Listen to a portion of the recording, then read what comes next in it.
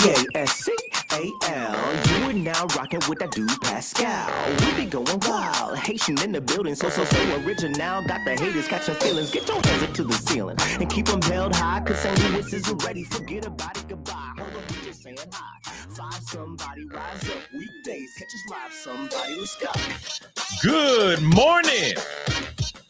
Good afternoon and good evening, everybody. Welcome to the Pascal Show. Hope you guys are all doing well out there. Hope this show finds you in good spirits, in great spirits, because that's what we need more than anything in the world nowadays. Real talk.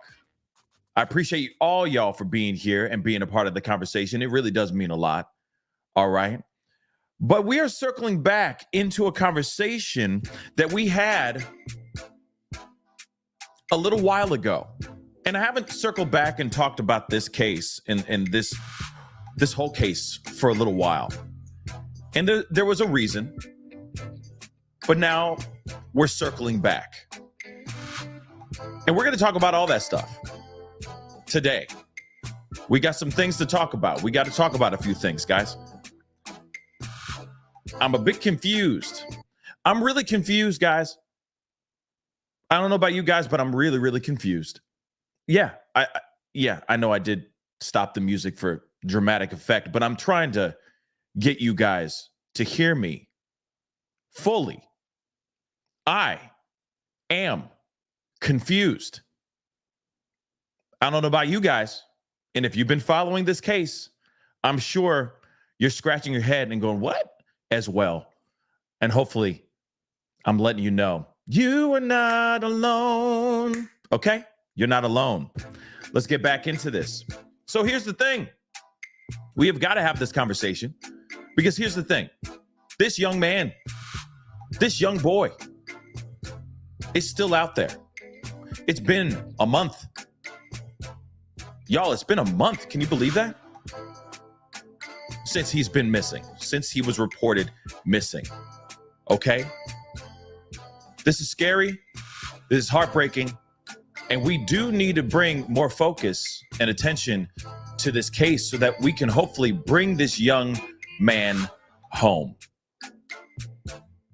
So let's get into this. Before we get into all of it, please do me a favor.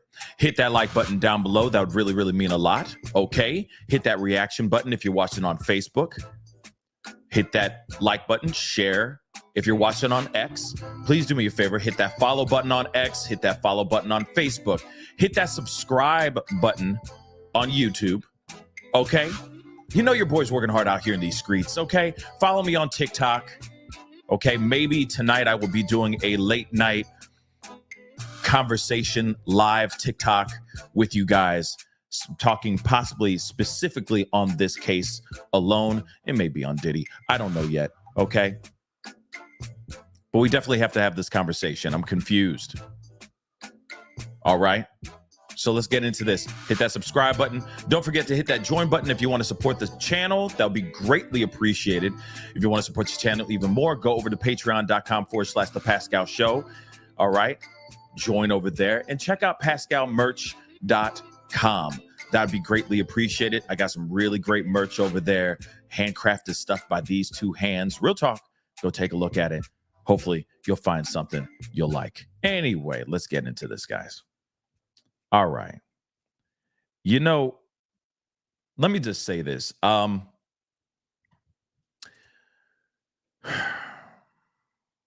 a bit frustrated. Now, I know what I'm saying is nowhere near what the family and everyone that is closely connected to this case is feeling right now. I know I'm small pickings. Okay. I'm nothing in comparison to the father, the biological mother, the stepdad. Okay.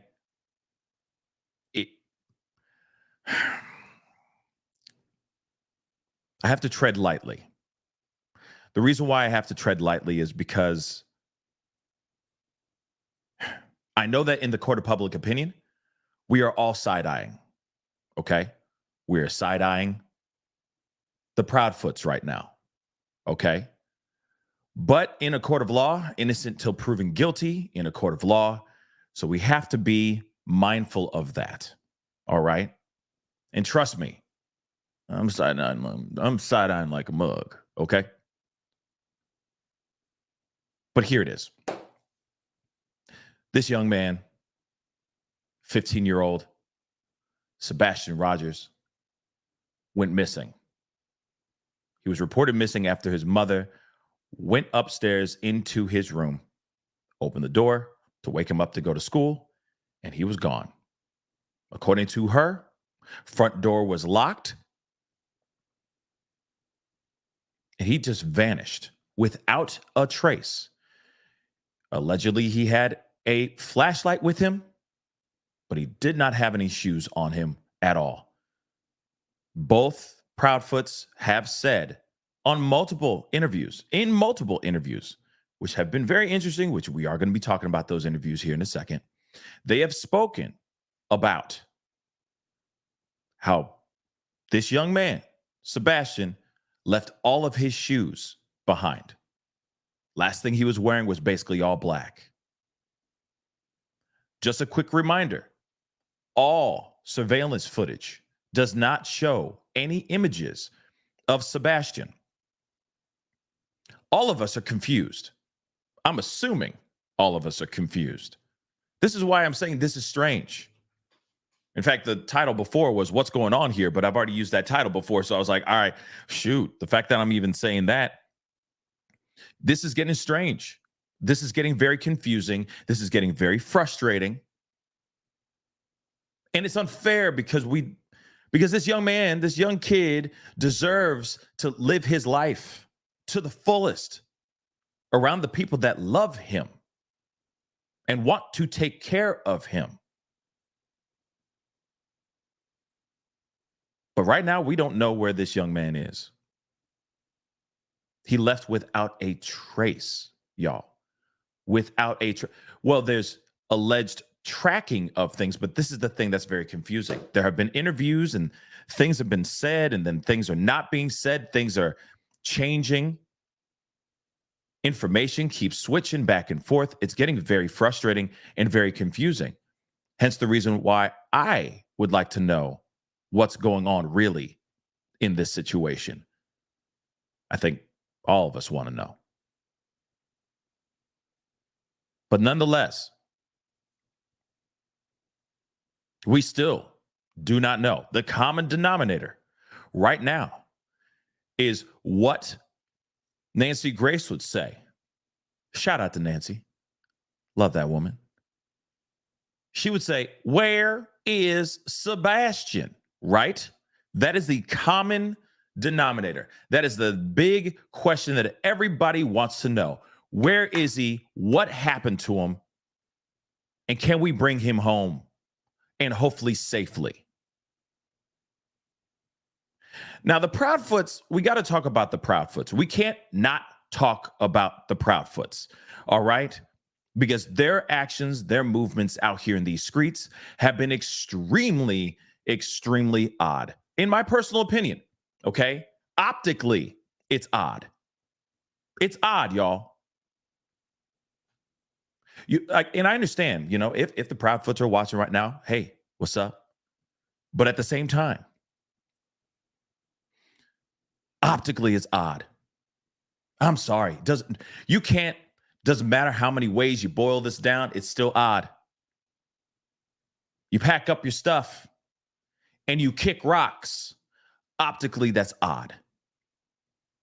And I think I'm not the only one in the family chat and throughout the entire country or globe that is heavily affected by this case that doesn't look at that movement as a bit odd. Right?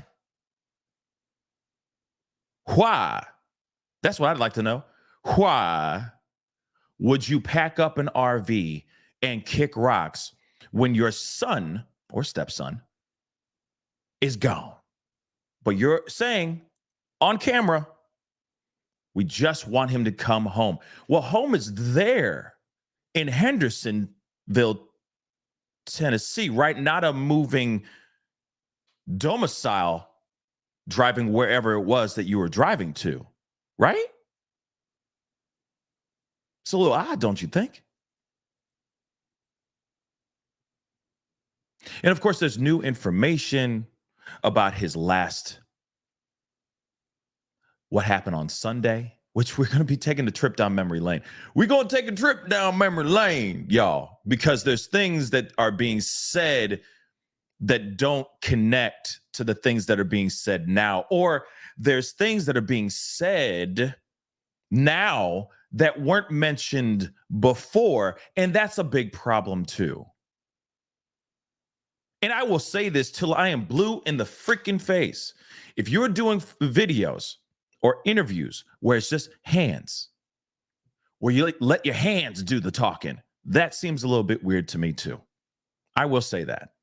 With all due respect, I understand nervousness, etc., but that was an interview after they already had their first initial interview, the interview that we've all seen, okay? The interview that we have all seen. And also going on to other podcasts and just firing off. It's really interesting because when you see Mr. Proudfoot on these podcasts, he's willing to go wild. Come on, ask me anything you want. Let's go. Right? Angry as hell, saying, yeah, I had the CPS called on me. Sorry. No bueno. That's bad, man. Optically, that's very bad, cabron. Very, very bad. Just so you know. I'm just being real. Let's be real. Come on, guys. Because I get it. I know somebody on the other side of the fence that's peering over the other side of the fence go, well, he could still be innocent. That's fine. That's totally fine. I'm not knocking that part. Innocent till proven guilty. But the streets are talking, and they talking big time. And they're going, wait a second. None of this math is mathing. And now you're out here on these podcasts going wild, getting real aggressive on people. And yet you're coming out here admitting things that you shouldn't really be saying out loud. I get it. It's for public. It's out there for the public to see, but it's not good. Optically, it looks bad. Yeah, I spanked him once. CPS was called on me that time. No, I'm sorry. If you've put your hands on him and CPS was called on you, it seems like you may have put your hands on him many times before that. Just saying. Just saying. Like I said, guys, I have a lot that I want to get off my chest.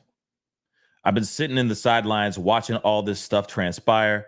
We discussed a little bit of this a couple nights ago on my TikTok live. Like I did a very late TikTok live. And I just had to get a lot of things off my chest because there's things that I've just been sitting on. And I haven't really had time to cover this case because of, well, Diddy. And then, of course, the Riley Strain case as well was a huge focus for me as well.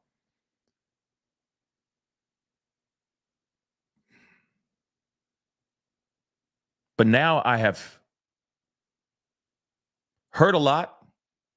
I have consumed a lot. I've seen a lot with my own two papers. And I have things to say.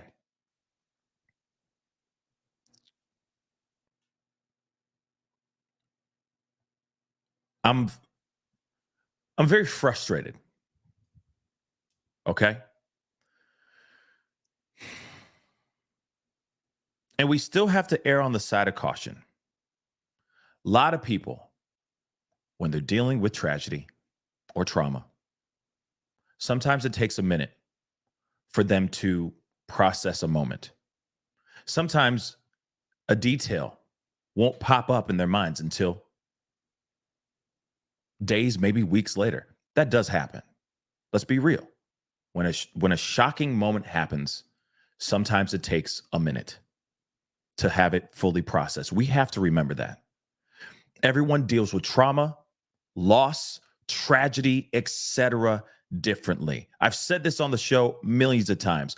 I have been at several weddings where people are bawling their eyes out in sadness. And I have seen several of funerals where people are laughing their asses off. Hand to God, I've seen it. Very interesting though, right?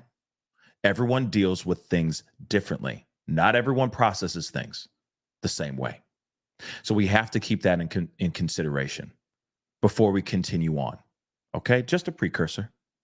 All right. But still, how things have transpired, it's very odd to me. Don't worry, we're going to be going down a little trip down memory lane. But before we go into that, I want to share with you guys some updates that we have so far. And you know what? I want to show you this kid's face one more time real quick. Look at this kid.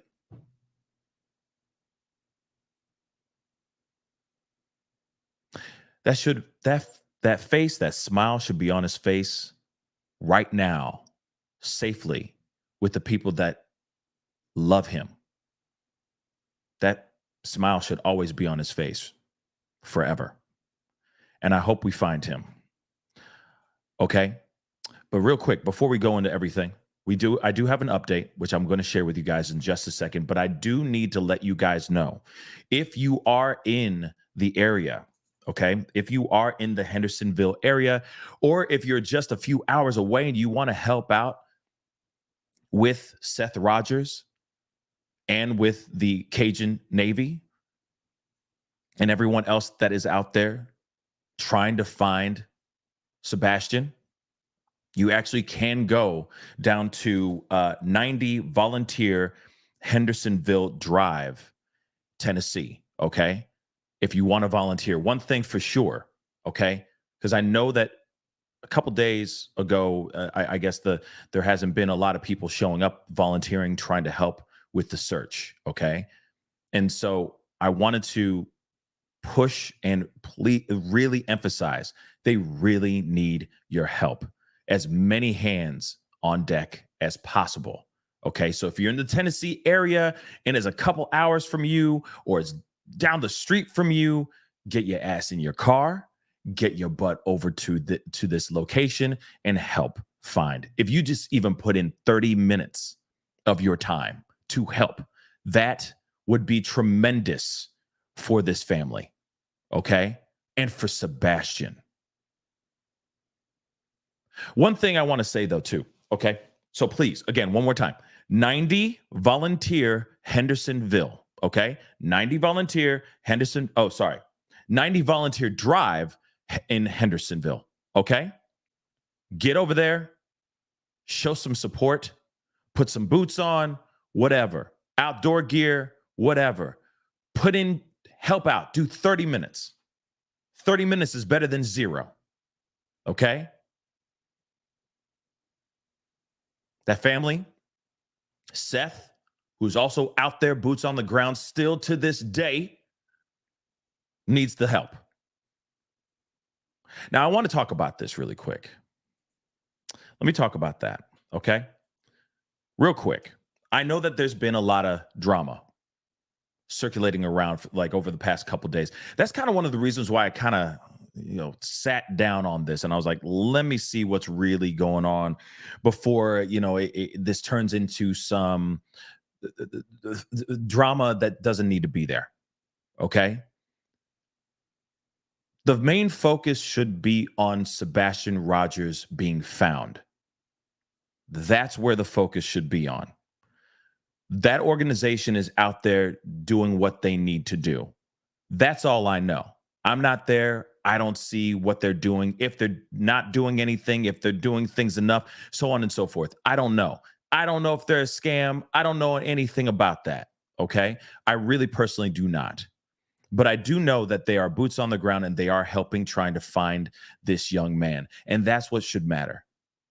If I heard Seth Rogers or any other person any other family member that's out there really putting in the sweat equity, trying to find this young man, and they said, hey, Cajun Navy is a scam, then I'd believe them. And I'm not sitting here trying to throw shade on anyone that's tried to bring some certain things to light. Not at all. Mad respect for all those content creators. Okay, mad respect. But at the same time, focus should be on Sebastian Rogers and finding him, period. We could talk about whether they're a scam or not when he is found or when this case is closed. You see what I'm saying? But I think that's one of the reasons why there wasn't, when it was being said about them being a scam and all that, I think that's one of the reasons why there was a small reaction. Like there was a small uptick in volunteers. Volunteers stopped showing up. And I'm like, wait a second. This family needs the help. They're trying to find Sebastian. Period. Let's go find him. Then we'll deal with this stuff later. You see what I'm saying? That's what should matter. That's what should matter. So please, 90 volunteer drive in Hendersonville. Okay? Please volunteer. Just help out. If you can, I'm sure that will mean the world to Seth Rogers and the rest of the family. But one thing I will say, going back into this, okay, and it's not politics, exactly. I don't know if that's what you're reacting to, Nicole B, but it's not about all the extra stuff. It's not, okay? We need to focus on finding him. That's what matters, okay? And again, no shade to anyone, zero, because I understand the frustrations. Trust me, I do, 100%. But it's like, okay, let me back off. I'm going to go about my way. I'm going to keep telling the story. Hopefully they find him. Hopefully they find him safe. And that's what should matter. Moving on to this, though, we have some updates as of yesterday, all right? Which I guess is a step in some sort of direction, all right?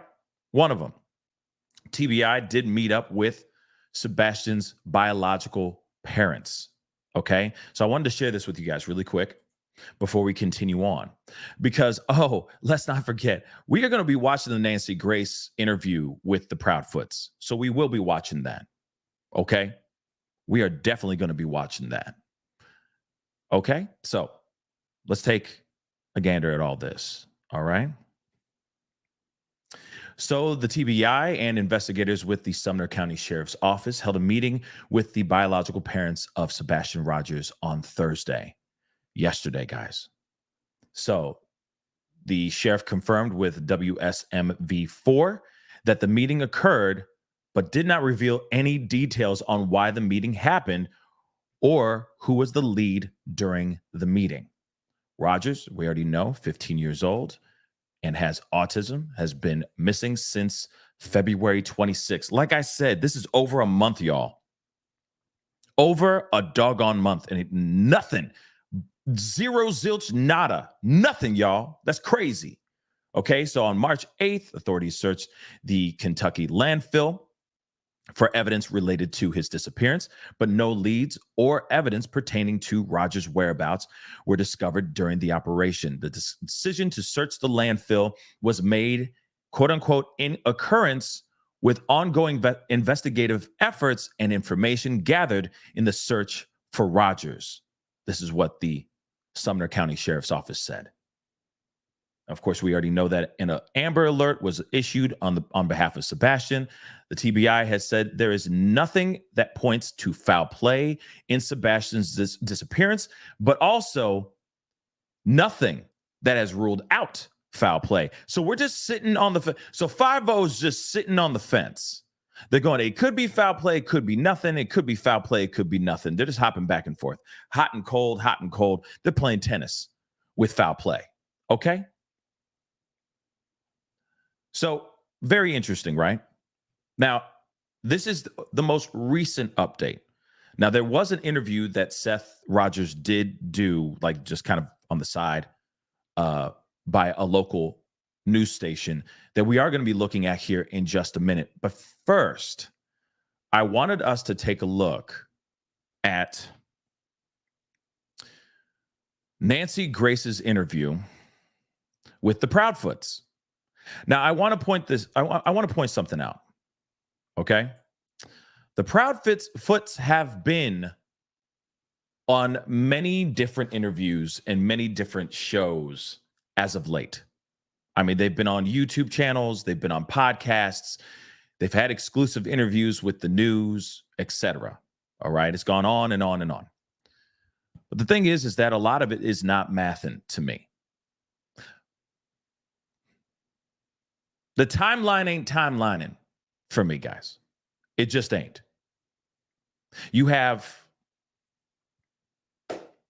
Miss Proudfoot, Mrs. Proudfoot, saying certain things about the last day, the night before he disappeared, before Sebastian disappeared in the night.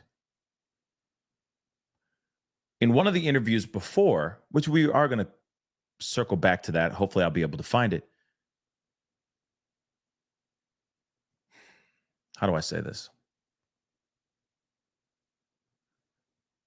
In the interview, the reporter asked for a specific timeline, a series of events, the night before Sebastian disappeared. She responds basically saying, oh, you know, we did a bunch of errands, stuff like that. Then we had dinner. And then there was a bunch of other things, you know, like he played it, you know, he was up, I went to him, told him it was time to go to bed, or I let him stay up a little bit later because I guess he tends to do that or she tends to let him do that from time to time.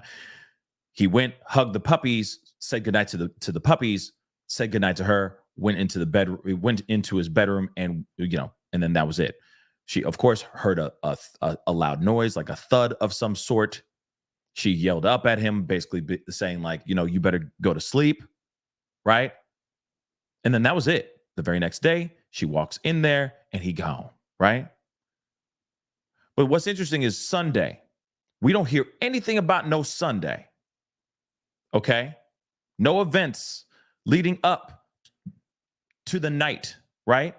We don't hear anything until a few days ago, or since then, there's been new added things. Oh, they went here, they went to dinner, he got a big popcorn, he did this, and this. And I'm like, wait, did he have the greatest day ever? Or no? Why are we suddenly hearing all the information now? Now, again, I get it. People dealing with trauma. Sure. Pieces of events you're not going to fully remember until maybe a week later. No, I know for a fact it was in his right hand. It wasn't in his left. You see what I'm saying? But those could be small or big things, but big broad strokes of like, oh yeah, we went here and he went to this place and we were with the cousin and we did that. You know what I'm saying? Like all these pieces of information, those are big broad strokes. Why wouldn't you say that information from the jump? Seems a bit weird. But now it's a whole timeline. And I know a lot of people are wondering and questioning about this photo, the photo that she had eating dinner. And everyone's like, no, ain't nobody eating on the same side of the table if there's just two people sitting in a booth. I mean, I can see that point. But then maybe not. Now, if because of his autism or something like that, I don't know. But it seems a bit odd to me as well that she would be sitting on the other side. But I also am learning that,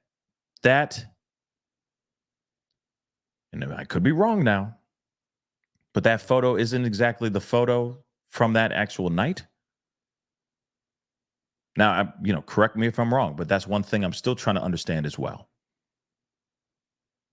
So let's get into this interview, okay? We're not playing the whole episode. I'm just giving you guys a fair warning, okay? I strongly recommend you guys go and check out Nancy Grace's interview with the Proudfoots and the whole episode. In fact, she does another interview with Seth Rogers as well, which is really, really great as well. But I'm telling you right now, oh my God, Oh my God. Okay, sorry. This is the worst freeze frame for her right now. And that's not for jokes.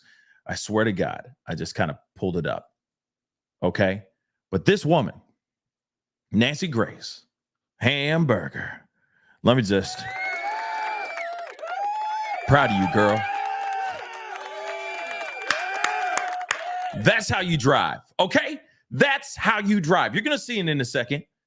But she's just like, bang, bang, bang, bang, bang, bang, bang. Every single question, I'm like, that's a damn good question. That's a good question. Damn, that's a good question too. She comes in with the heat. She's not here to play. And notice Chris Proudfoot.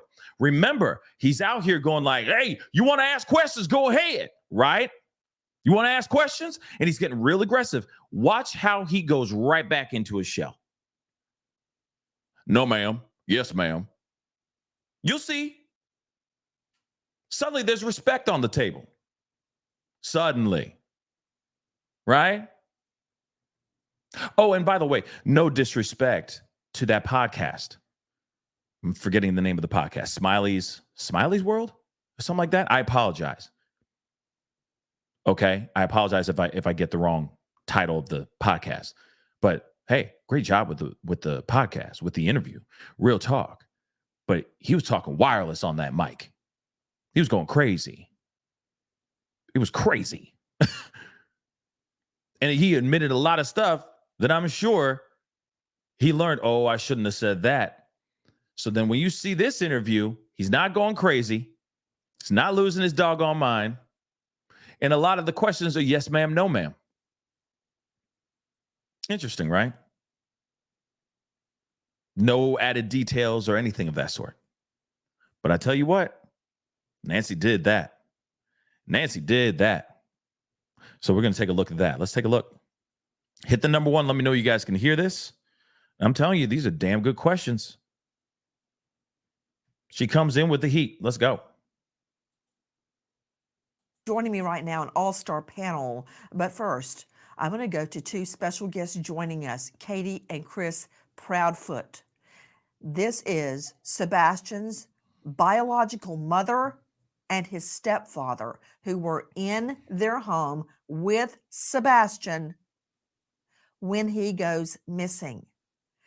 To both of the Proudfoots, thank you for being with us. I want to go straight back to when Sebastian goes missing. Miss Proudfoot, I understand that the day before, which would have been Sunday, if I've got the information correct, that you guys went out, you went to dinner, you went to somewhere, I believe you said BJ's, where he had a, quote, colossal popcorn.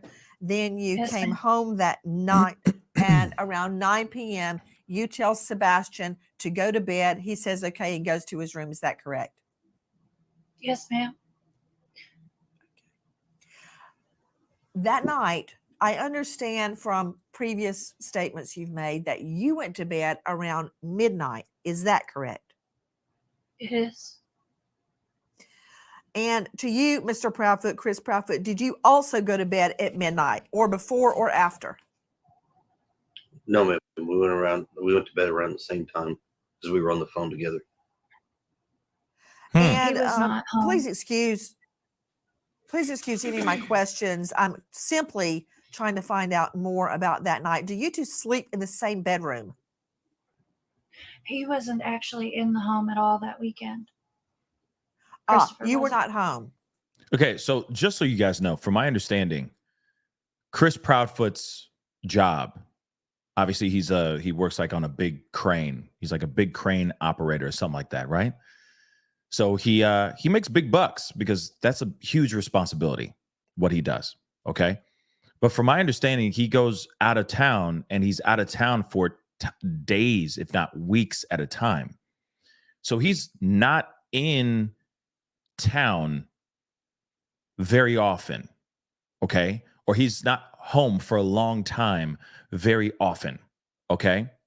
Now, that's interesting, okay? That's interesting.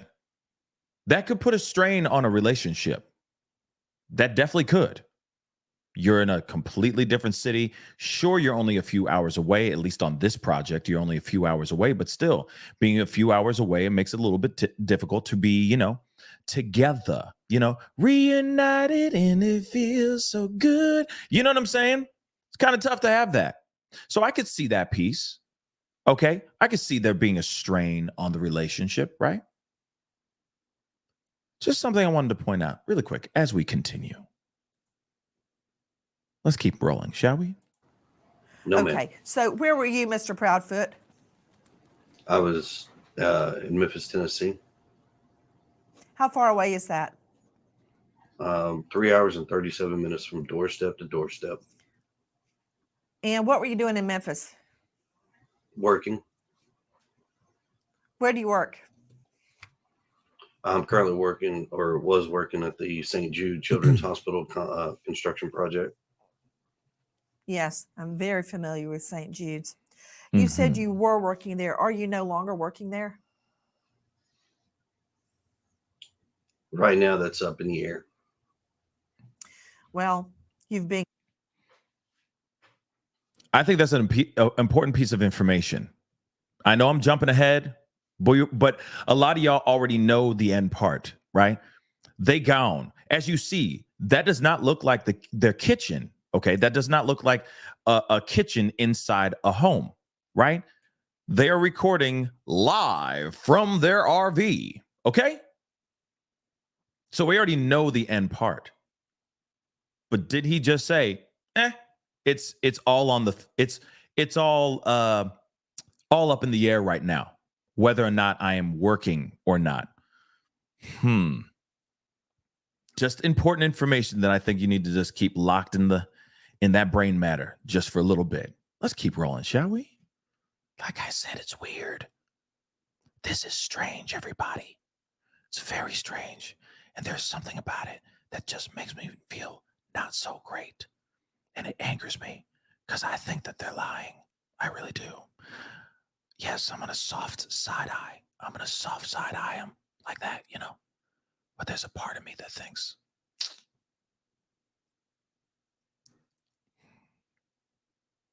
something happened here. And they both know it. That's what I think.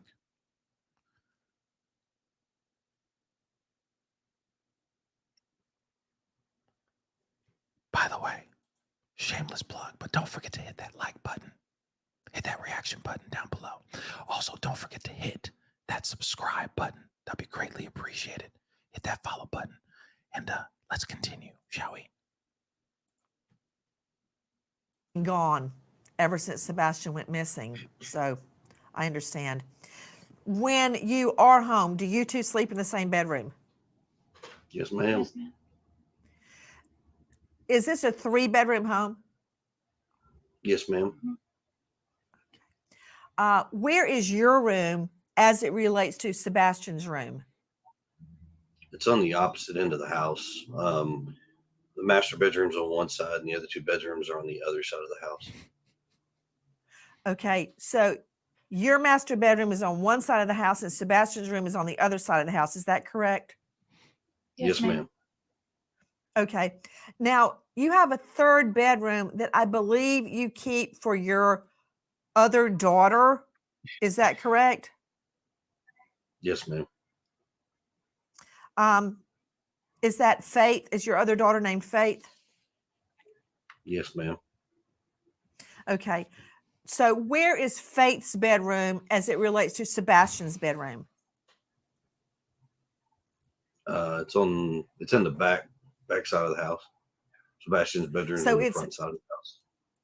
Okay. Okay. So his bedroom is away from Faith's bedroom and away from your master bedroom. Is that correct? Yes, ma'am. Is Sebastian's room on a top floor or a ground level? We have a ranch style house. It's a 1.5 story. So everything is flat, and then you have the bonus room above the garage. Okay. So his is on ground floor, right? Yes, ma'am. Yes, ma'am. I apologize. Correction with what I said about her going upstairs. It's all on one floor. Okay. Or, all is ground on the ground floor. Okay. And yes, Lee, I know this is old news. Okay. But I'm playing it because we have to play it. And I asked y'all if y'all wanted me to talk about this interview. So I'm playing it, dag nabbit. All right. Yes, it's old news, but we have new news wrapped up all up in the old news. Okay. So sit tight, sweetheart. We got more. Let's continue. Okay. That morning, was there any sign of a break-in through a window, a front door, a back door, a sliding glass door, anything at all? No, ma'am. Okay. No sign of forced entry. Was anything taken from the home at all? Not that we could find anything. We couldn't find anything missing. I want to circle back to Sebastian's shoes regarding if anything was missing. Do you have a burglar alarm? No, ma'am. It's a bit odd. Do you have a Ring doorbell cam? No, ma'am. Okay. Real quick. I am going to be doubling up the speed here in just a little bit. Okay. But the questions that she's coming up with, that she's bringing out, these are all crucial questions. It is a bit odd that they have, because she's going to be talking about cars and stuff here in a second. They obviously have good jobs. They live in a nice house in a nice neighborhood, from my understanding, or a neighborhood-esque place. Because from my understanding, there's no lights. It's very, there's a lot of space, which of course, some people really want that. Okay. Some people will pay for the land more than they will pay for the actual house that they live in. Right. But they live in a nice house. They got a nice spread, etc. I just find it interesting that there's no alarm system. There's no Ring camera. And that doesn't mean that there's anything sinister going on. But if you were to do something sinister, how convenient that you don't have all those things. How convenient, right? Just seems a bit odd to me. Okay.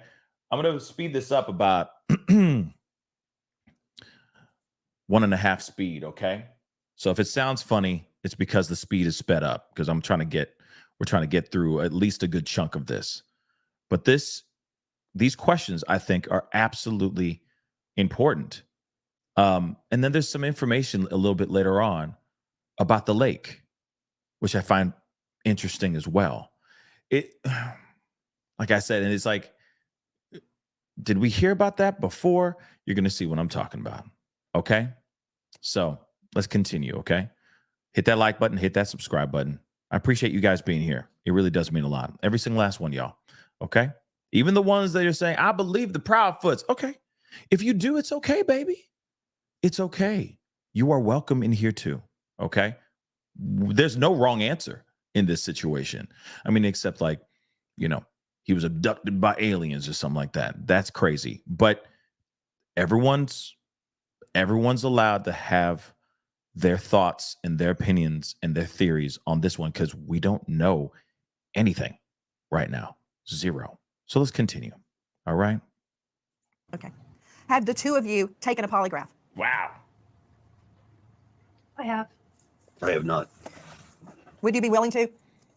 I've offered and volunteered on many occasions to take a polygraph, and I was told directly by law enforcement, because of my whereabouts, I did not need one. How convenient, don't you think, that he is volunteering? He said he's volunteered, which could be true, may not be true. But didn't I hear from another content creator, I think somebody else covered this, saying that he was hopping on Facebook and basically saying, like, we've taken polygraph tests and we passed. He didn't say, oh, wifey took the polygraph test, she passed. Didn't it? Wasn't that something like that? Oh, we did it and we passed. So that's a little weird. Now we're on Nancy Grace, and she did it, I didn't, but I volunteered. I volunteered to take it. So then in my mind, if I was 5-0, okay, just to make sure all T's are crossed, lowercase J's are dotted, I'd be like, yeah, son, come on, sit down. Let's get this. Let's get into it. Come on. Let's get these questions answered, and let's have you do this polygraph test. Now, let me tell you also something else too. Polygraph tests are not 100%, y'all. You can lie like a mug, okay, on these polygraph tests, and you can lie. You could easily lie. I'm slowing down the chat, guys. You could easily lie. So what the hell? So just because somebody passes a polygraph test doesn't automatically mean that they're in the clear. Okay? Nicole B. No, I have not taken one. But the many experts that have been out here talking about polygraph tests, etc., saying, hey, you could literally lie and pass polygraph tests. They're not 100% accurate. They're not. And I'm not sitting here saying that she's a freaking CIA agent. She ain't James Bond out here, but it's possible for someone to lie on a polygraph test and pass with flying colors. I'm just saying. Let's continue, though. Let's continue. I understand. Ms. Proudfoot, did you pass? Oh, one more thing. Really quick. One other thing I want to say. Somebody said something. Pry and Paula. Woo! Okay. And he bad.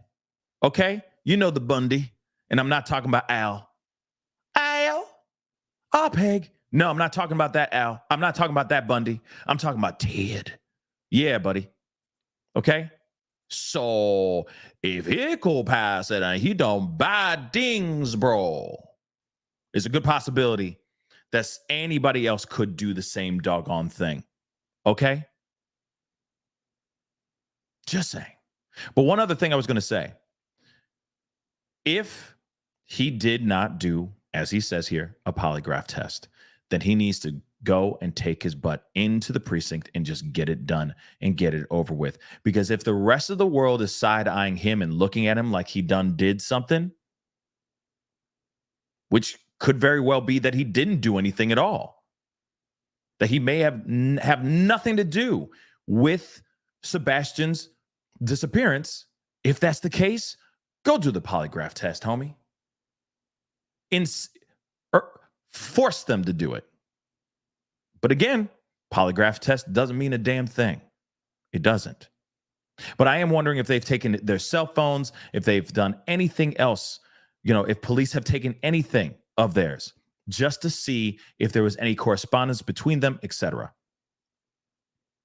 Because these interviews have been very, very bad. And I know there's a lot of people that have looked at this interview and said, well, maybe they didn't do anything. Maybe they are innocent. I kind of believe them. I get it. Because the answers that they're doing is, yes, ma'am, no, ma'am. Everything's just fact. Everything is just information right now. A lot of it is yes, ma'am, no, ma'am. Interesting, right? But get them on another podcast and watch them talk wild. Let's continue. Directly by law enforcement because of my whereabouts. I did not need one. I understand. Ms. Proudfoot, did you pass your polygraph? I did. Those questions out of the way. Was Faith in the home when Sebastian went missing? No, ma'am. Does anyone else have a key to your home beside your immediate family? No. No, ma'am. That night, Ms. Proudfoot, at midnight when you went to bed, what did you do until midnight? I had been reading a chapter that I needed to, and I had been talking to my husband on the phone. I was falling asleep on him, so that's when he told me it was around midnight. He told me to go ahead and put the dogs up and go to bed, and that's what I did. I got up, put the dogs where they sleep, and then I myself went to bed. Where do they sleep? They have a big pen. A pen, is it inside or outside? Inside. Inside. That reminds me of another question. Do you guys have a motion sensor light or lights on the outside of your house? Good question. Yes, we do have lights on the outside of our house. Did they activate that night? They're not motion censored. Mm. We have lights. Were they on that night? No, Okay. ma'am. Were they on that night? So the lights were out the whole night? Yes, ma'am. We don't typically turn the floodlights on. Were there any lights outside the house on at all? Just my little solar lights that we have in the garden. There's Yep. two lights on the side of the house above the garage that are on at all times. Interesting. They have a garage light that's on at all times. I'm gonna let them repeat that again. Hold on. He corrects it. He's like, wait a second. We got a garage light that's on at all times, so on and so forth. Just my little solar lights that we have in the garden. There's Yep. two lights on the side of the house above the garage that are on at all times. Oh yeah, those are on. Two lights on the side of the house and a garage light that's always on at all times. And I also wonder why that's on at all times. Why is the garage light on at all times and those two side lights on at all times? It just seems a little bit weird to me, but okay. It's a bit odd to me. Oh, there's a light above the garage. It's on at all times. There's two. Yes, ma'am. Why? Okay, so those lights were on. Yes, ma'am. Okay. The reason I'm asking is because I heard you say earlier, Mr. Proudfoot, that your neighbors have been very, very forthcoming with their Ring camera info. And I was Yes, ma'am. trying to determine if any lights were on, what, if anything, they may have caught. But I understand from your previous interviews that nothing of any evidentiary value was caught. And also, in another statement you gave, I understand that the video of the two flashlights, and I'm saying that with air quotes, that's not exactly what that was at all. We now don't believe that two flashlights were observed around your home. Is that correct? You're Yes. very correct. Okay. I'm going to roll that back one more again because I think that's important information right there.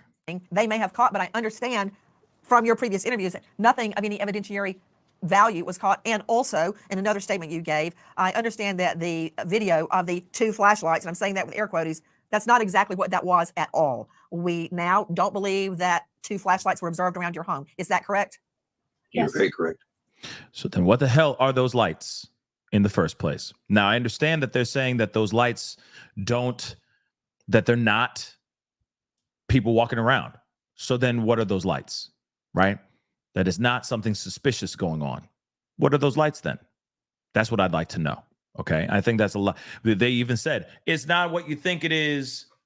They've come back with the reports with that. And Nick Barris, I know the reporter, he was the one who was to drop that footage out here for everyone to see. And that was allegedly around the time that this young man went missing.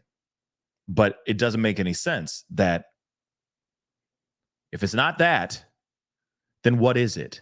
Right? We're going to continue. And I think there's an answer to that a little bit later on in the show. We're going to continue. Okay. Okay. Question regarding your vehicles. Ms. Proudfoot, what make and model do you drive? I drive a Infinity SUV, Year? 2017. And sir, what do you drive? I drive a diesel truck, Chevrolet. Year? I don't remember off the top of my head. I think it's a 2021, I think. So your Infinity SUV was parked in the garage or outside the garage that night, Ms. Proudfoot? Mm-hmm. In the garage. In the garage. And Mr. Proudfoot, your vehicle was on location in Memphis. Is that correct? Correct. Okay. So there's only one car at the home. Is that right? There was actually a work vehicle in the driveway at the time as well, but it hasn't moved. We can't give out that information because we don't have permission from her work.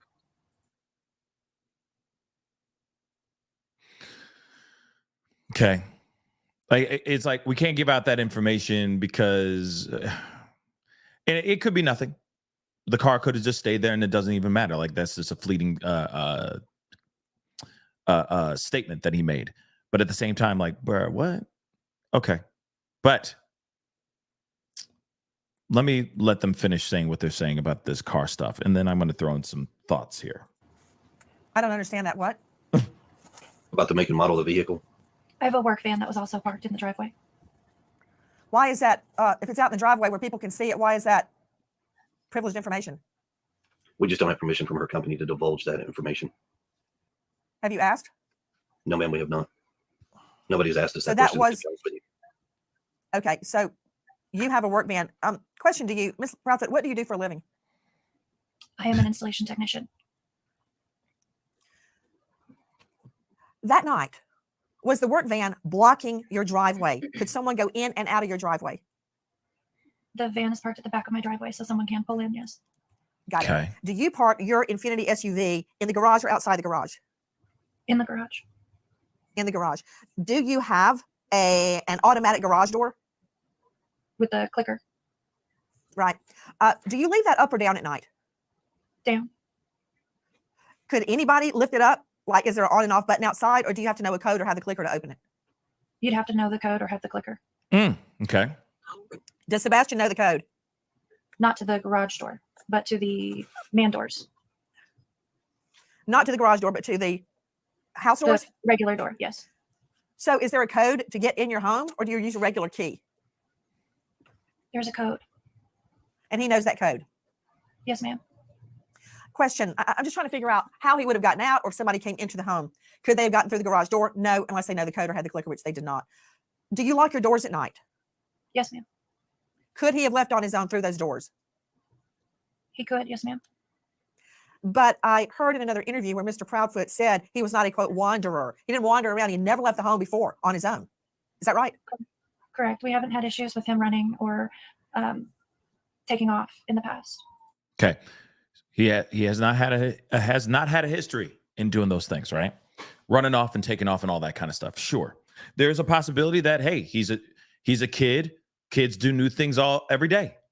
Sure, they do something, they do the same routine thing every single day. Oh, he likes eating this. He likes to do this. He's blah, blah, blah, blah, right? But then any given day, a kid changes. People do change, instead of putting on his favorite pair of jeans all the time. He's like, hey, I want to switch it up today.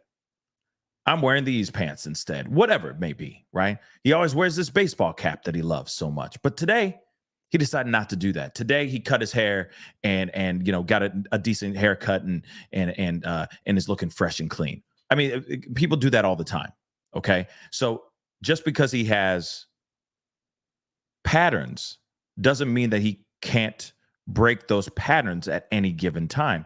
But still, though, I know he's he's a highly functioning. He has autism, and he's high functioning. But at the same time, there's something very odd about someone who does not like being dirty, does not like being barefoot, and suddenly this person's gone sans shoes. That doesn't make sense, guys. Now, there still is a possibility of him walking out, right? Him walking out the front door. He knows the code to the door. So sure, to the door to the house. So sure, he could probably go in there, turn around, type in the code, lock the door, and just kick rocks. But he's barefoot. He's barefoot, y'all. And dogs, bloodhounds, have not even been able to pick up his scent out here. So where the heck did this young man go? Yes, Amanda, it's not adding up. It's just not. The math is not mathing, as I'm saying right now, and I'm going to keep saying it until I'm blue in the face and until he is found and until they finally give us the truth of what's really going down here. The timeline ain't timelining.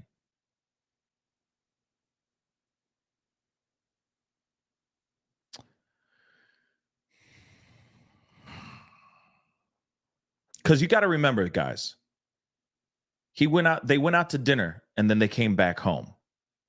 That is the part that I want to know. Is there proof? Is there solid evidence of him being seen walking in to the home after they went to dinner? After all the extravagant activities that he went on, allegedly. Aside from dinner, big popcorn, etc. He did all these other things on that Sunday. He had the best day ever. Am I the only one who thinks that?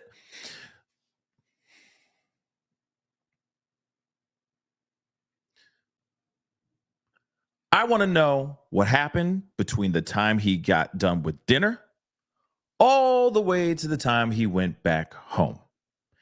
And of course, all overnight. But I am still wondering, is there any solid evidence of him being seen walking into the house? Him getting dropped off at the house with mama, going inside the house? I have yet to see or hear anything proving that. Like I said, maybe Mr. Proudfoot knows things, but maybe didn't have anything to do with it. You see what I'm saying? You get what I'm saying? He went and had his last meal. He went and had the best day ever. Whether it was Texas Roadhouse, because I've been seeing a lot of people with their theories that it's Texas Roadhouse or anything like that. Whatever. He had a meal. And then, after a full day of activity, and then he left that restaurant, and that's where it goes. To me, this is that's when we're going, okay, there's a huge gap here, and there needs to be some clarity on those things. This is the one reason why I'm going, hey, they got really nice up-to-date cars. They're not driving some car from like 2002, okay? They're not driving some ride that's an old throwback or anything of that sort. So why haven't the police, if they haven't done it yet, and I'm wondering if they did or not, I'm wondering if the police have tracked their GPSs in their cars. Because that car, her car, and his car, which are very new cars, more up-to-date cars, could give them a timeline or show them driving around or not. Could literally show them being innocent as hell, driving from wherever they went from the dinner back home, and that's it. It could literally show that. But it also could show possibly her and Sebastian getting into the car and driving around. That's also a possibility. I want to know what that GPS is saying in those cars. Like that kind of felt like a little like Nancy Grace right there. I want to know what's going on with that GPS in those cars. That's what I'd like to know. Let's continue. Okay, let me ask you a couple of questions regarding the doors. Do you have any home surveillance, anything at all that would have given us an idea or a clue if the door had been opened or not, or a window? Not directly from our house. Well, then from where? That's what we were hoping that neighborhood ring cameras and might have picked something up.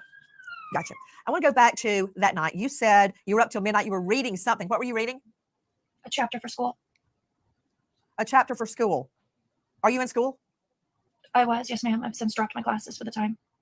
What are you studying? Business administration. Gotcha. Where do you go to school? DeVry. So that night you go to bed at midnight after you've been talking to Mr. Proudfoot on the phone. You put the dogs away in a cage, a crate, inside the home, and you go to bed. Did you check on Sebastian at that time? I did not.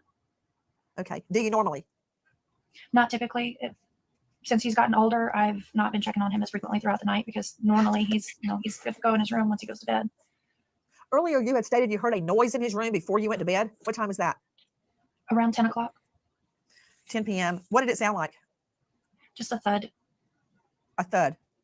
You stated that you said, look, I don't care what you're doing in there. Go to bed. Is that right? I was on the couch, which is near his room, and I said, Bubba, did you fall out of the bed? And he said, no, ma'am. And I said, well, whatever you're doing in there, knock it off and go to sleep. So you heard his voice at 10 p.m.? Yes, ma'am.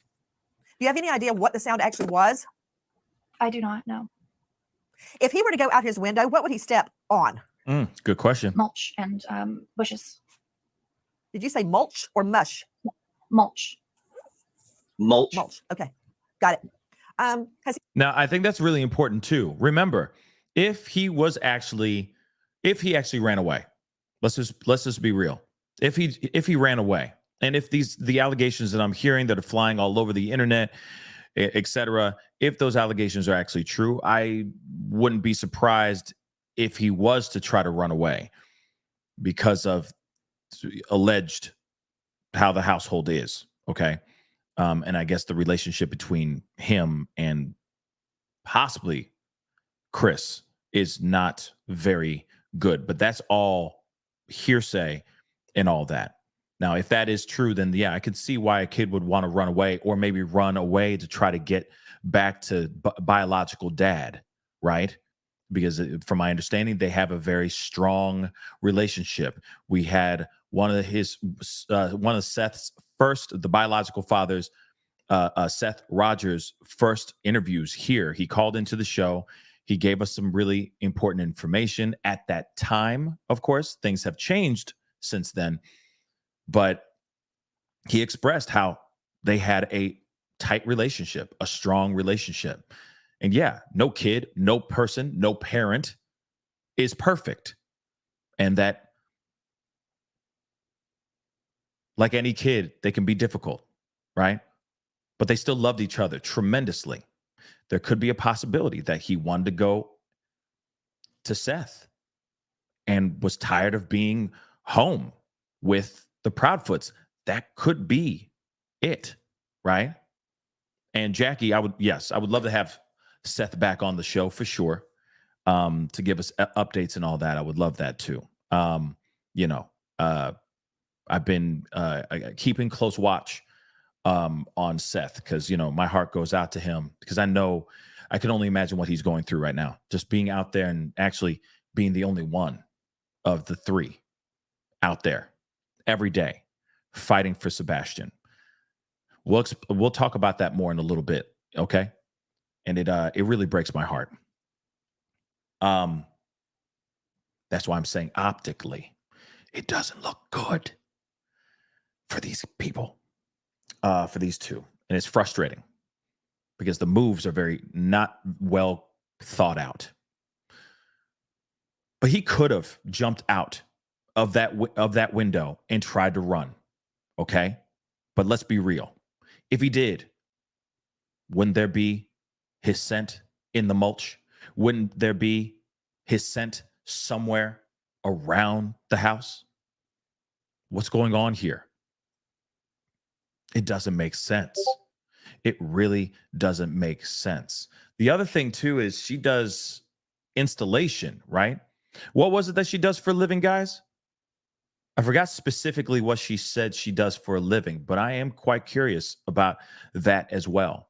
I'd be wondering about if she does some sort of installation. I keep wondering, properties that she may know or that her company works for. I don't know. Something just doesn't feel right. I don't know. Something just doesn't feel right. You know, these Brinks installation secure, or Brinks security installation. So I keep wondering, security systems, right? I mean, isn't there a lot of those things where you have to do things behind walls? You know, get wires through walls, so on and so forth. I don't know. I mean, that's a shot in the dark what I just said, but still, maybe there's projects, maybe there's buildings or houses or something like that are connected, that she knows about, that may be unfinished places. Like I said, I'm just throwing out, this is a shot in the freaking dark, but maybe, I'm just saying, unfinished buildings, unfinished homes, etc. Thank you, Combat Drummer.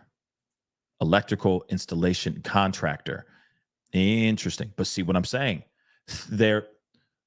It's electrical, wires behind walls, so on and so forth. So I keep wondering, maybe, like I said, that could be nothing, y'all. That could be absolutely nothing. But I'm saying it's a possibility. There may be buildings, houses that are not finished or about to be finished that could have been resealed or something like that. I know that sounds insane, but every option should still be left up on the table. Yes, it's a shot in the dark, but anything is possible, right? That's just weird. Okay. Just saying. If it's insulation, if it's security, no matter what, like if it's electrical, security, whatever, a lot of that has to do with hiding wires behind walls, putting insulation in walls. Okay, I'm just going to continue. Like I said, it is a shot in the dark, and it's probably wild and completely wrong. But at least that's one thing in my mind. I'm like, maybe. And I feel like that's one thing that need to be looking at. Other construction sites, etc. One other thing I want to point out, when Seth Rogers did call into the show, even in his interview with Nick Barris, he talked about this as well. He said a scent went into a construction site and then the scent went dead. What is that? What is the construction site? What does that look like exactly? How far away is that construction site from the family? So on and so forth. From the family's home, I mean. So on and so forth. I'm curious about that. All those things should be spinning, I'm hoping, in 5-0's head. Right? Just saying. Just think about it for a second. Think about it. If your job is to put things in between walls, and you're operating out here in these streets in a very, very strange way, what are the chances? What are the chances? We need the navigation on those cars. We need to know exactly where they went, how they were operating right after dinner, up until the moment this young kid disappeared. Let me get some of these super chats and stuff before it goes all the way away. Nicole B, thank you so much for the 224K. I know it's amazing, right? You know what? Shout out to the new fam, new addition to the fam. Welcome to the family, guys. I really do appreciate all y'all support, okay? And yes, happy Friday to every single last one, y'all. And happy Friday to you too, Nicole B. Nana Nana Boo Boo. Welcome.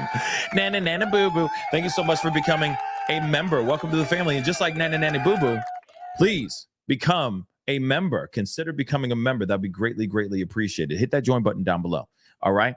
Virginia, thank you so much for the 5. I have a nonverbal autistic son. I'd have to be sedated if he ever went missing. This case baffles me. Unsure what to believe, which is rare. Love you. Love you too, Virginia. I appreciate you. Yes, I feel like I'd be, well, one, I'm going to tell you, I'd be out there in those streets right next to Seth Rogers every day, even when the sun goes down. I'd be sleeping in my car. I'd be doing everything I can to figure out what's going on and find the truth of what's going on. I wouldn't be in an RV down by the river. I wouldn't be doing that. I wouldn't. I just wouldn't.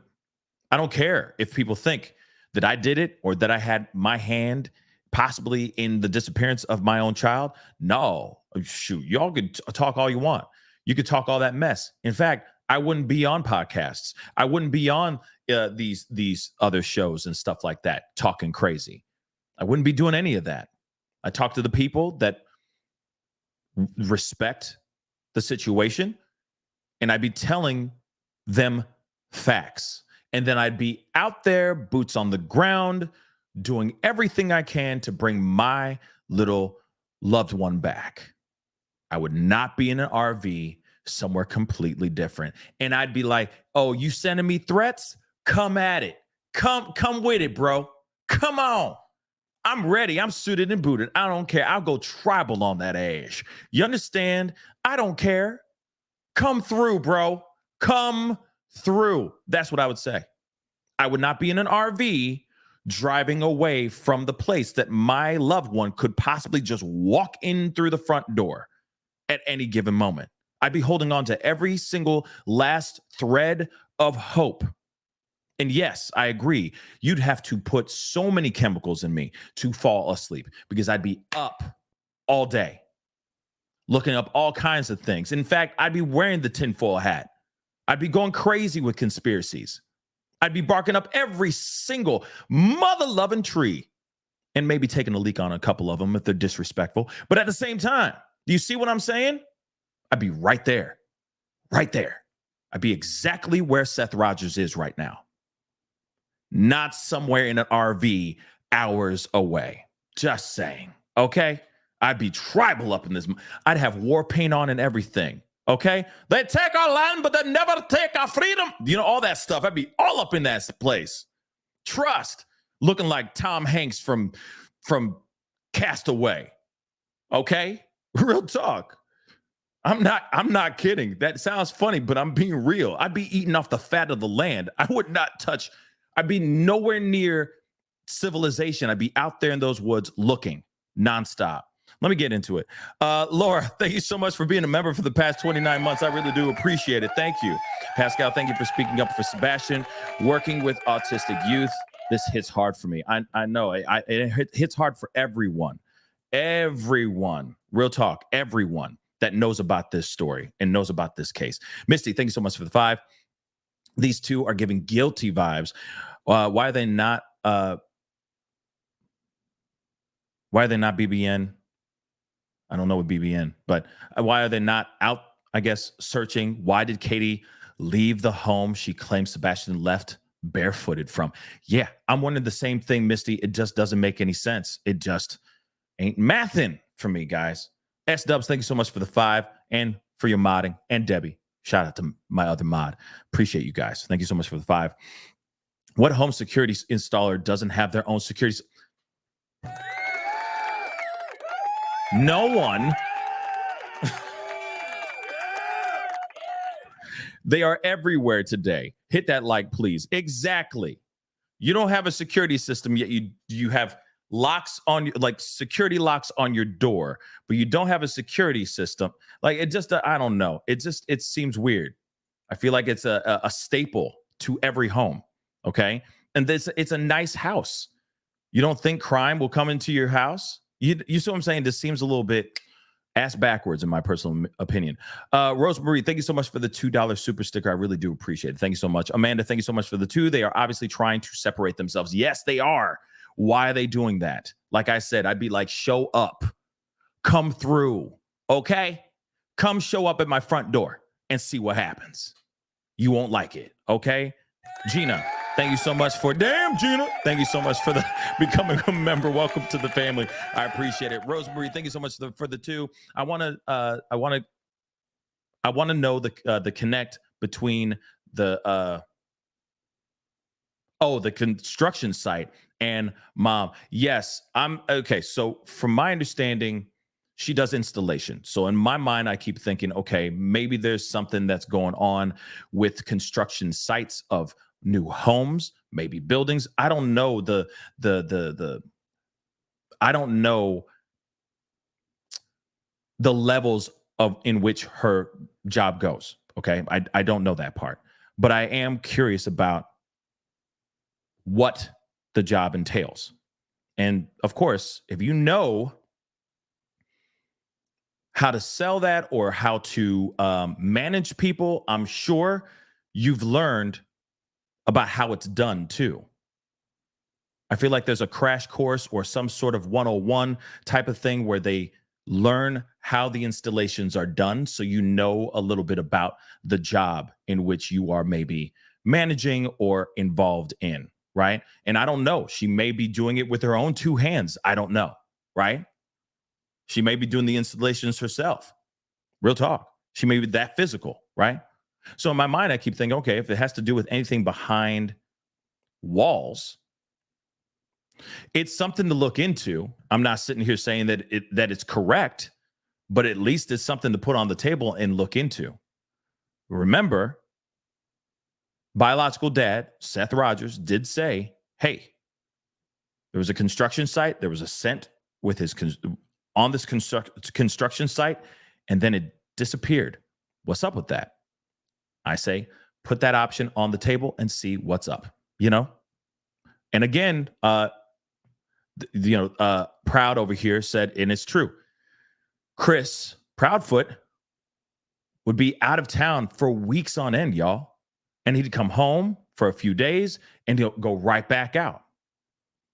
Like I said, the distance, I'm sure, maybe put a damper on the relationship because he was living in a completely different area. 3 hours and 37 minutes away, to be exact, which is interesting that he knows that. But yeah, that's the information that we know. Let's continue. You ever gone out the window before? No, ma'am. No, he hasn't. Is his room on the front of the house or the back of the house? Front. front. Do any of your neighbors' ring cams point toward your house? Could they pick that up? They do, but it's so dark that they can only see it after it gets so dark at night. They can only see certain things where there's light I thought there were the 2 lights on. the opposite side of the house. Okay. Can we talk about Sebastian's shoes? Why are you convinced Sebastian left without shoes on? Or are you? Well, the reason that came about is because all of his shoes are accounted for inside the house still. Are you positive? I'm positive. How do you know what clothes he was wearing? The clothes that we described are the ones I saw him in when he went to bed. That morning, you woke up at 6 o'clock. Is that the normal time you wake up? Yes, ma'am. Are you a heavy sleeper? Off and on. Do you take any medication at night that would make you sleep? No, ma'am. Good question, though. But you heard nothing. I did not know. So we know he is alive and well at 10 p.m. At 6 a.m. He's gone. And what's interesting is, let's not forget, she said she heard a thud. And then she said, hey, Bubba, whatever you're doing, you know, is get back to bed and go to sleep. She heard a thud, allegedly. You say he's never left before. Is that right? Correct. He's never run off before. And can I confirm, where was his bio dad at the time he went missing? I believe he was at work in Nashville. Had there been any family argument or altercation prior to him going missing? No, ma'am. And Mr. Proudfoot, when did you leave town? Early February. So you had been gone for days before he went missing. Is that correct? Correct, Weeks. ma'am. Had you visited home since you left? You said from when I initially left? Yes. Yes, ma'am. I came home February 26th. The morning I was told he was missing. From the time that you left for the job in Memphis to February 26th, did you visit the home? Yes, ma'am. When? I was home. I can't give exact dates. Law enforcement has told me not to provide exact dates, but I had been home multiple times prior to February. And then I left early February and then didn't come back till February 26th, the morning he was missing. So you were not home from the time you left early February till Feb 26th. Is that right? Correct, ma'am. Key. Where were you living in Memphis? I have an RV trailer that I stay in at an RV park. The actual RV that they are broadcasting from right now as we speak. Okay. RV park. Okay. Following back up on that morning, you search the home, Ms. Proudfoot. Then you get in your vehicle and you start searching. Did Sebastian know how to drive? No, ma'am. Okay. Was your car in the same location when you woke up that morning as it was the night before? Yes, ma'am. Has your car been searched by police? Multiple times. Yes, ma'am.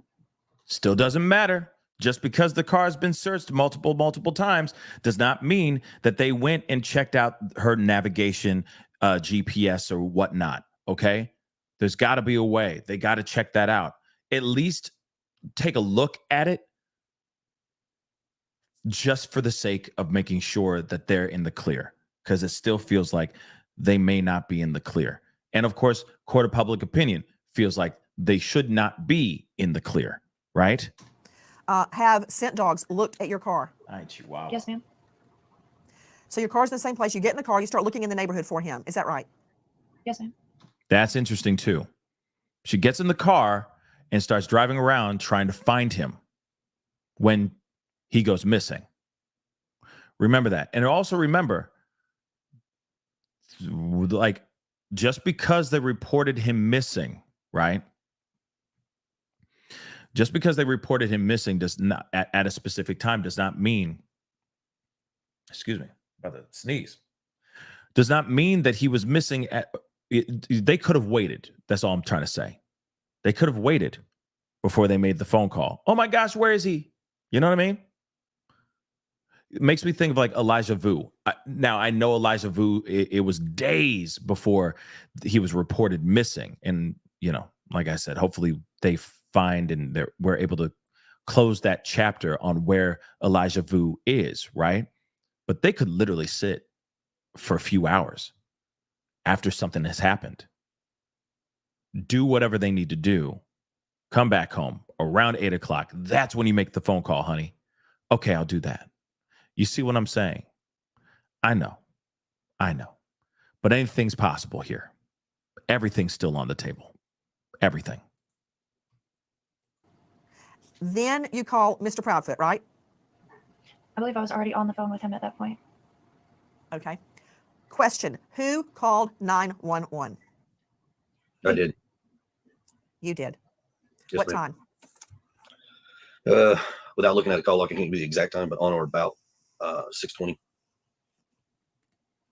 And had you guys been talking on the phone before 6 a.m. or did you initially call Mr. Proudfoot at the time you realized Sebastian was gone? I called him when I realized Sebastian was gone. Have you guys been out looking for Sebastian? Yes, ma'am. Yes, ma'am. We were given information that you guys have left the home. Is that true? Yes, ma'am. Okay.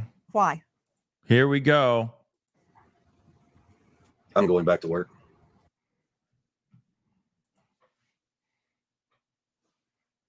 Didn't he just say that his job is still pending? It's on the fence right now. Didn't he just say that? Didn't he?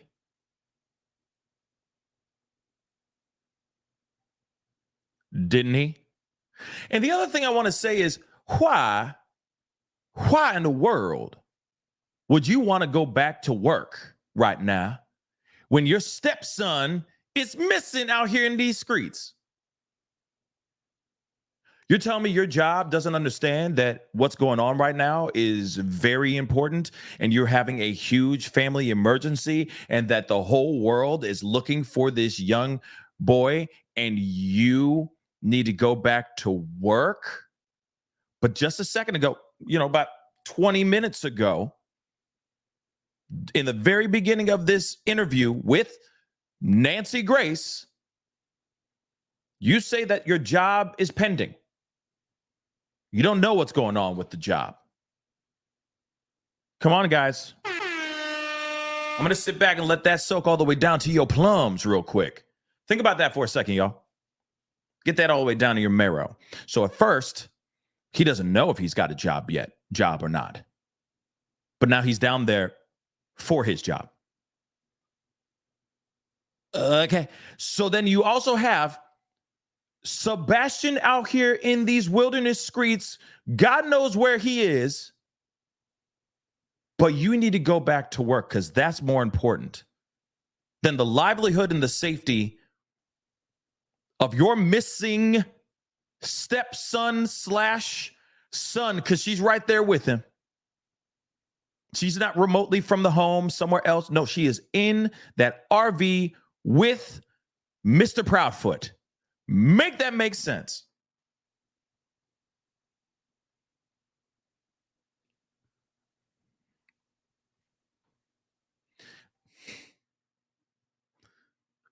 There's so much I want to say right now. Oh, there's a lot of 4-letter words. Woosah. Hold on real quick. Amanda, thank you so much for the 5. What's up with the work truck they can't discuss, but nobody told them they can't discuss? That's interesting too. I don't know, but I also understand that maybe there was a conversation with her job and they're basically saying, please do not use the name of the business because we don't want to be tied to this tragedy or to this situation. They also could be side-eyeing her too, thinking that she has done something, that she may have done something, and they don't want to be associated with somebody who has potentially done something bad. That's also a thing. I mean, Pepsi doesn't want to be next to somebody who's, holding a bloody knife and saying that they did it. You know what I'm saying? So I get that the business that she works for doesn't want to stand right next to the situation because they don't want that bad connotation and that bad association. Okay. Now I understand that, Danielle just said she's home. She's home now because TBI, I just read it to you guys. TBI asked her to come in. So Seth and Katie met with TBI yesterday, but she was not in town until TBI asked her to come back into town. Understand that. She left. They were gone, which is terrible and dumb if you're innocent. Dumb if you're innocent. Okay? Real quick, Texas, Angel Rose, thank you so much for the $5 super sticker. Let me get this. Laura Estrada, thank you so much for the 10. I'm so sad, angry, suspicious, and just baffled at these heartless people.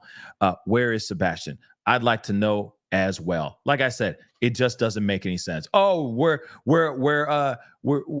my job. I don't know if I got my job still or not. So then why are you in this RV?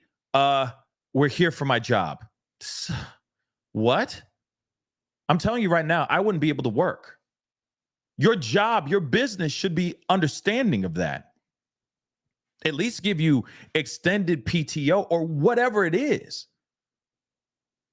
You're telling me that, you know what I'm saying? It just doesn't make sense, guys. It just doesn't. It's dumb.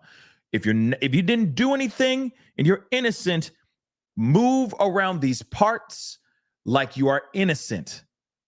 But you are more concerned about your job than the livelihood of that young man. That's insane to me. I just don't get it. It just shows to me them guilty as hell. That's what it gives me. But let's continue. My God, it's just dumb. You're going back to work. What about you, Miss Prophet? No, I'm not going back to work. Not yet, at least. Okay, so apparently maybe she doesn't have a job no more. Maybe she got fired. Okay. Maybe they fired her ass. I don't know. But something ain't right here. Did you leave the home also, Miss Proudfoot? Yes, ma'am. Why? To accompany my husband going back to work, and then I'm coming back. Okay. When will you be back? Do you know yet? Yeah. No, not yet. Mm-hmm. Are you concerned about being away while the search is ongoing? Absolutely, I am. Then why are you going? Because my son could be anywhere, and we're looking everywhere and anywhere. I've got a question for you. Yes, I want to find out about Mr. Proudfoot hitting Sebastian with a belt. What happened? Here we go. That was actually several years ago, and it To was Mr. Proudfoot. To Mr. Proudfoot. To Mr. Proudfoot. Damn right. Let him answer some of these doggone questions. Let's go. Mr. Proudfoot, what happened? Oh, I'm sorry. I misunderstood. I thought you were asking Katie. Sebastian had gotten in trouble. He got caught lying. And I had asked him, I said, hey, you got to have a punishment for this. He says, yes, sir. And I said, okay. So I gave him a swat with a belt on his buttocks on the outside of his clothes. One swat. What did he lie about? Honestly, I don't remember at the time, but it was probably something dealing with school because that's majority where his issues lie. Now, I want to remind you, he said something on another show. Okay. He said something on another show. Okay. Basically saying something along the lines of Sebastian came to him without a belt on, allegedly. He was upset with him about this belt. Now, if I got this wrong, please correct me in the chat. Okay. But be kind. Okay. Because this is deep in the recesses of my mind. He said, why, basically kind of like you're supposed to be wearing a belt, that kind of thing. He got really upset. I guess Sebastian went back to get the belt, came back. I guess he took that same belt, if I'm correct, and he swatted him. He spanked him. Okay. Now, how you raise your children is how you raise your children, as long as it's done in a non-aggressive and violent way. Okay. I get that some parents do spank their children. That's on y'all. But I want to remind you that CPS was called on Chris Proudfoot. And they're trying to make it sound like it was because of the belt. And I'm telling you right now, oh no, there's more to this. This is not just because he used the belt one time on his buttocks, as he said. CPS would not just instantly be called because of that. Didn't they say in that podcast something along the lines of like he must have told the school or something like that? You're telling me he got hit one time and this kid is out here by the belt and he's out here squawking, telling the school? No, I think something happened. He hurt this young man, okay, this young boy. He hurt Sebastian, and I think the school saw some things on him that shouldn't be on him. Even my dogs are feeling some type of way about this. They're angry about this. But real talk, you see what I'm saying? You can't tell me it's just one on the buttocks. No, I think there was something visibly seen at school, and that inspired them to call CPS. And there's been CPS called on this man before with his other biological daughter as well. That is true too. He even addresses it in that podcast. I'm telling you right now, it's not because he just did it one time. This is a history. There is a timeline and a history of hurt that this man has done to young Sebastian. He is not telling the truth right now. He is not telling the truth to Nancy Grace. I'm telling you right now, he is not telling the truth. Okay, but let's continue. Did he have other issues at school? Some behavioral stuff, but nothing too crazy.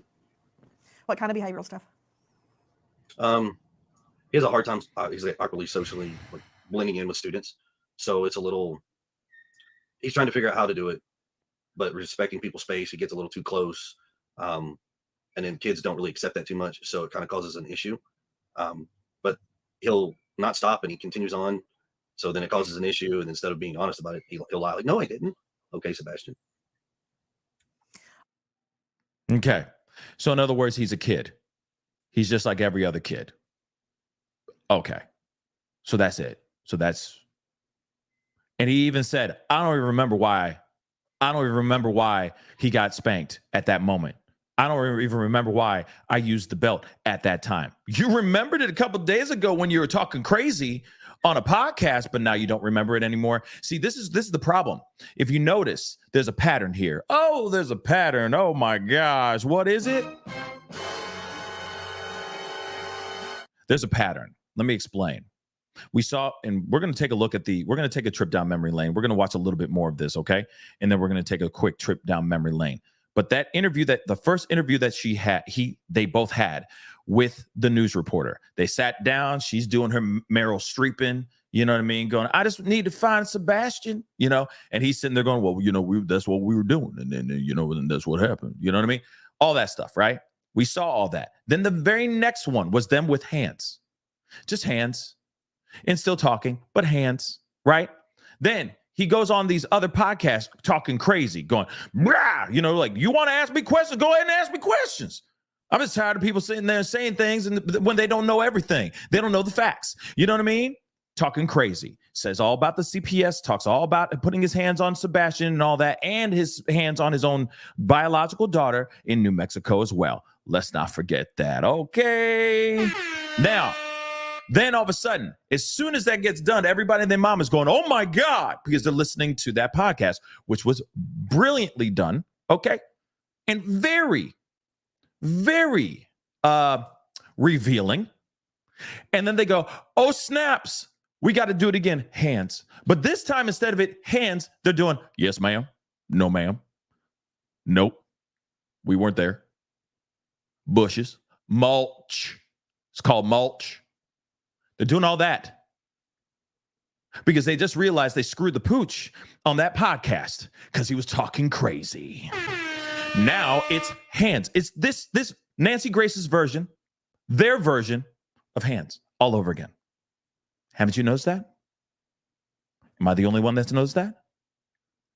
They go, roar, and then they go, hands. And then they go, roar, and they throw out more facts that are like, whoa, red flags city. And then they go, hands again. This is hands right now. We're watching hands. Just so you know, hands. Okay, let's continue. You don't see the pattern? I see a pattern. Let's continue. Was that the first time? Was that the first time you had ever hit him with a belt? Yes, ma'am. The one and only time, actually. Lies. When was this? Years ago, ma'am. Lies, baby, lies. Any idea how many? 3, 10, 1? It probably at least 3 years ago. I don't understand how that turned into a CPS or Child Protective Services complaint. How were they alerted that you hit him with a belt? That did not turn into a CPS service call. There Rolling that back again for those nosebleed seats. Okay, let's do it. Okay, one more time again. It probably at least 3 years ago. I don't understand how that turned into a CPS or Child Protective Services complaint. How were they alerted that you hit him with a belt? That did not turn into a CPS service call. Okay, Lucy, you have some explaining to do. Because if that's not the moment that happened, then why was CPS called on you? It's because follow the bouncing ball. It's because you put your hands on him before and probably after that belt incident. Wouldn't you all agree? Hands. Let's move on. That doesn't make sense. Oh no, CPS wasn't called on us at that time. Really though. So then something must have happened to have CPS called on your ass about Sebastian. So you can't tell me that's the only and one and only time that I've ever had my hands on Sebastian. You're lying. You're lying. Stop it. Let's continue. Just stop. There were other CPS reports, right? Were they regarding your other child? There is one in regards to my daughter that I know of out in New Mexico with my ex-wife and myself. What happened? At the time, my ex-wife had fled to New Mexico with my daughter. We were going through a custody and a divorce case at that time. And at the time, when I'd call and try to check in on my daughter, I could never reach my ex-wife at that time. So a welfare check was requested. Law enforcement told me to call CPS if I had concerns. So I called CPS. Law enforcement did make a welfare call, and that was it.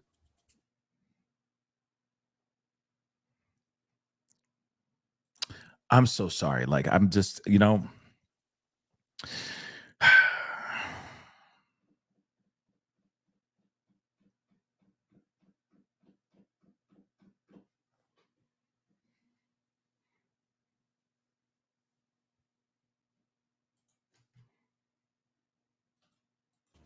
Then how does that turn into a CPS complaint against you? I have no idea, ma'am. There's a lot of misinformation out there right now in regards to my New Mexico case that actually has no relevance to the Sebastian case. He's lying, guys. Oh my God. Oh my God. Oh my God. He's lying. He's lying, y'all. He's lying. CPS has been called on him. He even said it out loud in other interviews. You can't just suddenly retract that ish. There have been other people that have broken it down, okay? Other people that have exposed that information.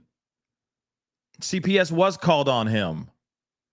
We even heard it from Seth Rogers himself. We're going to hear it in a little bit, his reaction to not knowing about the CPS report until later on and how the state failed him and all that stuff. CPS was called. CPS was called on his daughter. He's now lying.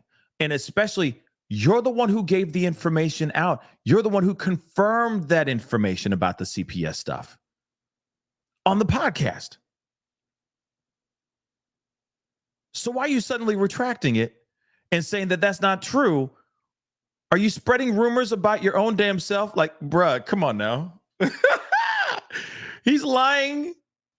He going out of his way to lie about himself. Does that even make sense? It's dumb. Sorry, that's dumb. That's a dumb move.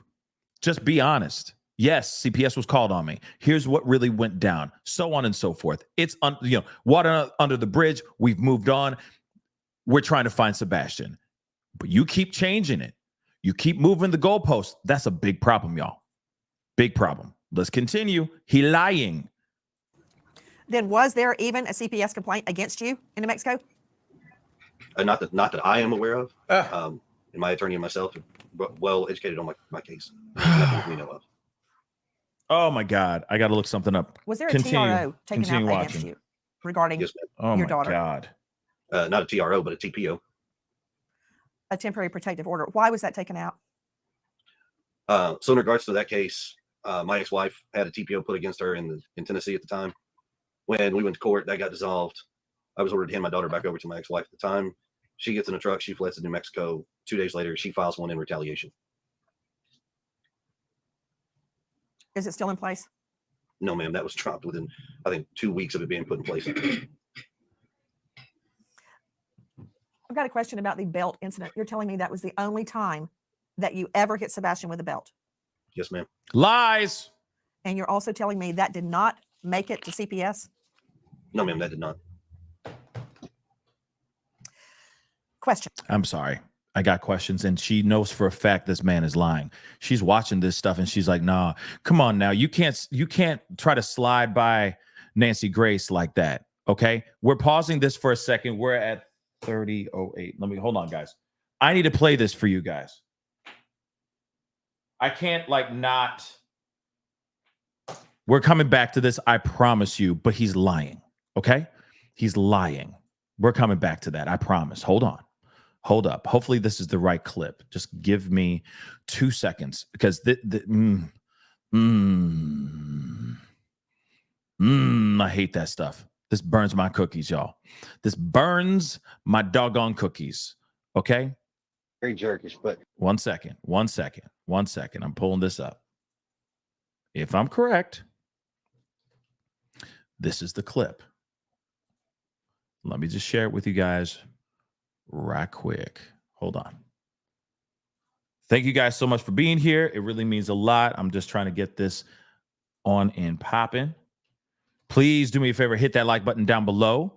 Hit that subscribe button. Hit that follow button. Follow me on TikTok. Follow me on X, on Instagram. Okay. Please and thank you. The Pascal Show, one word. All right. Let me just, hold on. Shopify helps you sell at every stage of your business. Like that, let's put it online and see what happens stage. And the site. Jeez, that's loud. Check out Shopify. Let me play this. Now, I don't know if this is true. I don't know if this is correct. Hopefully I have it correct. But let's take a listen to this. very jerkish, but I don't want softball questions. People wanted to ask me the hard questions. By golly, let's get these hard questions out. Sorry, but I just Real quick, this is from the podcast itself. Before I show this to you guys, their son, Sebastian Rogers, has been missing since February 26, 2024. And this is how they find their time to quote unquote search for him by sitting on social media, answering questions instead of out there searching for him. Get your popcorn ready. It's a ish show. I was the first to say it, and I will say it until the end. Something is off. I agree. Let's see. People are fighting for your son. Yeah. Okay. People are fighting for your son more than you are, and I will be his voice until I will stop. I will stand up for Sebastian. Blah blah blah. Okay. So of course, yes, we need to stand up for Sebastian for sure. This is the reason why we're here. But there's a clip here that just does not make any sense, and I'm going to play it. Okay. I'm going to play the clip. Let's take a listen. Let me start. Okay. Have you ever had CPS called on you before? Here we go. yes. Okay. Okay. And you don't have to go into it elaborate or anything like that.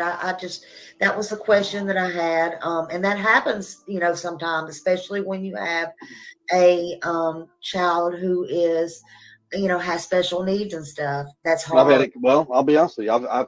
I've had CPS called on me in 2 states, New Mexico and Tennessee. And did that include with Sebastian? Tennessee was Sebastian, yes, ma'am. Okay. And in fact, Sebastian here, like I said, I got nothing to hide. So Sebastian went to school one day because we were at the house. He got in trouble. He didn't have a belt on. I was like, "Where's your belt?" And got it. Whack. Kind of got him. So he goes to school and he tells the teacher. They're mandatory reporters. So the teacher reports it. Mm-hmm. That afternoon, CPS shows up to the house while we're actually sitting down to eat dinner. Now, mind Great you, one. Did you ever use a belt on him? have I ever used a belt on Sebastian? Yes. Okay. Outside of his clothes, on his buttocks. That I was going to get in trouble over something stupid. I was like, no, Sebastian, you got punished, man. You got punished. And he was like, but, and I was like, you got punished. Eat your food. And we went back and everything's been fine. Y'all, for clarification, no, I did not allow him to beat my son with a belt. He did not beat my son with a belt. And this, you hit him with a belt because he didn't have a belt. No. No. Okay. No. So the question about hitting him on the outside of his clothes on his butt with a belt, that was something that he got in trouble for because he lied to us and he got one lick. You got a voice. Can I ask you why Chris is always speaking for you? I'm just wondering. I wonder the same damn thing.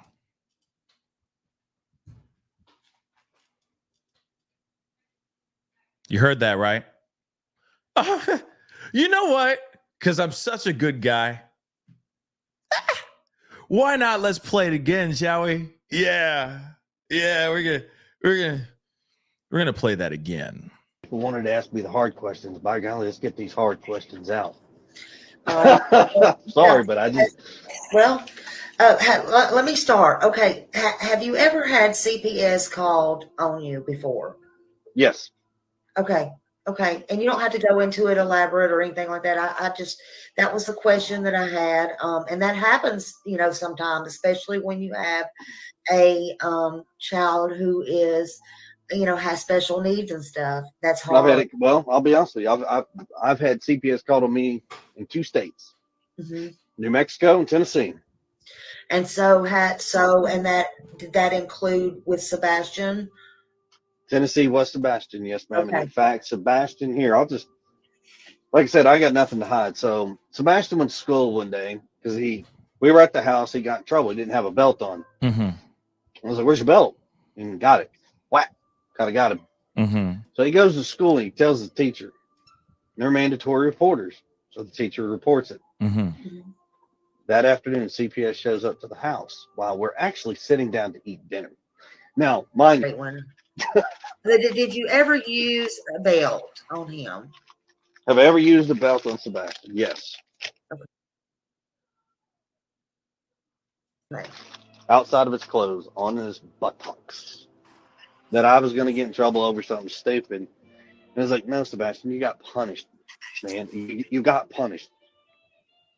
And he was like, but, and I was like, you got punished. Eat your food. And we went back and everything's been fine. Y'all, for clarification, no, I did not allow him to beat my son with a belt. He did not beat my son with a belt. And this, you hit him with a belt because he didn't have a belt. No. Okay. No. So the question about hitting him on the outside of his clothes on his butt with a belt, that was something that he got in trouble for because he lied to us and he got one lick. You got a voice. Oh, I want to play this last part too, because I think this is important and it's interesting, especially with the Hands interview with Nancy Grace. The host of the show asks a damn good question. Take a listen. Can I ask you why Chris is always speaking for you? I'm just wondering. Why is Chris always speaking for you? Fire away, babe. Go ahead.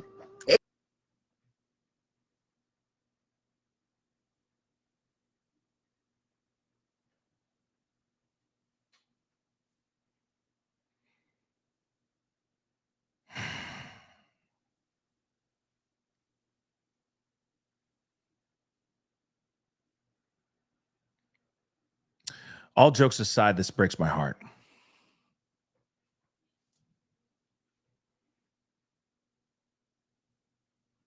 It really breaks my heart. Because in all seriousness, y'all,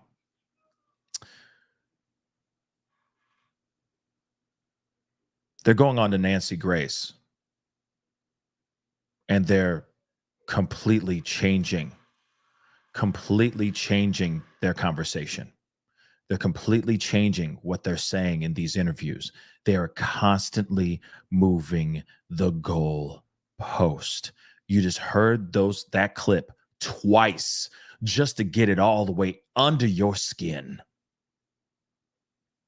You hear him say about CPS. You hear him say in another interview about putting a belt and having, he says, yes, I have spanked him before. I have used the belt on him before. Now we're hearing from Nancy Grace, not Nancy Grace herself, but from them on Nancy Grace, something completely different.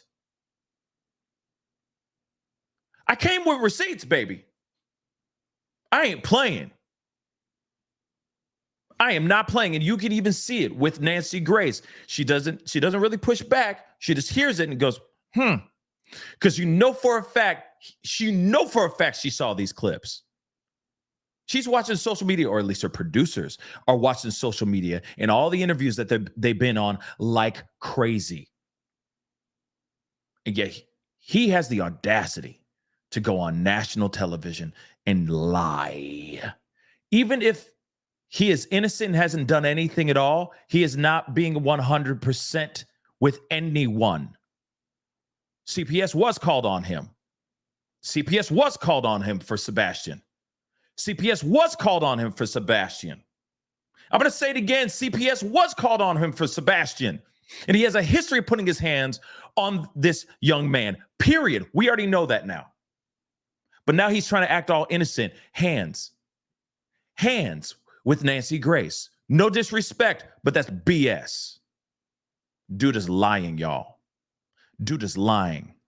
And it breaks my heart because I guarantee you during that time, that kid was asking for some help. That kid was asking for some help, y'all.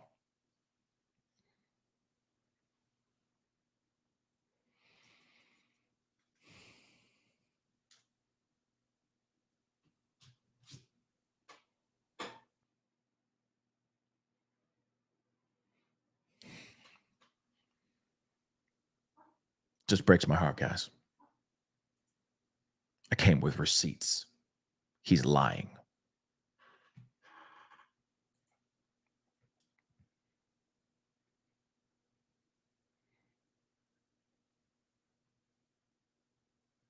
I honestly think that kid was trying to get help.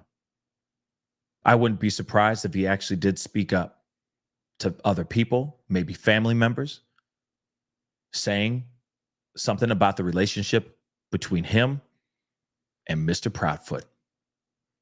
I guarantee you that. Why would CPS be called? Why? He must have done something something happened. Something must have happened. And I think that kid was crying for help. Crying for help.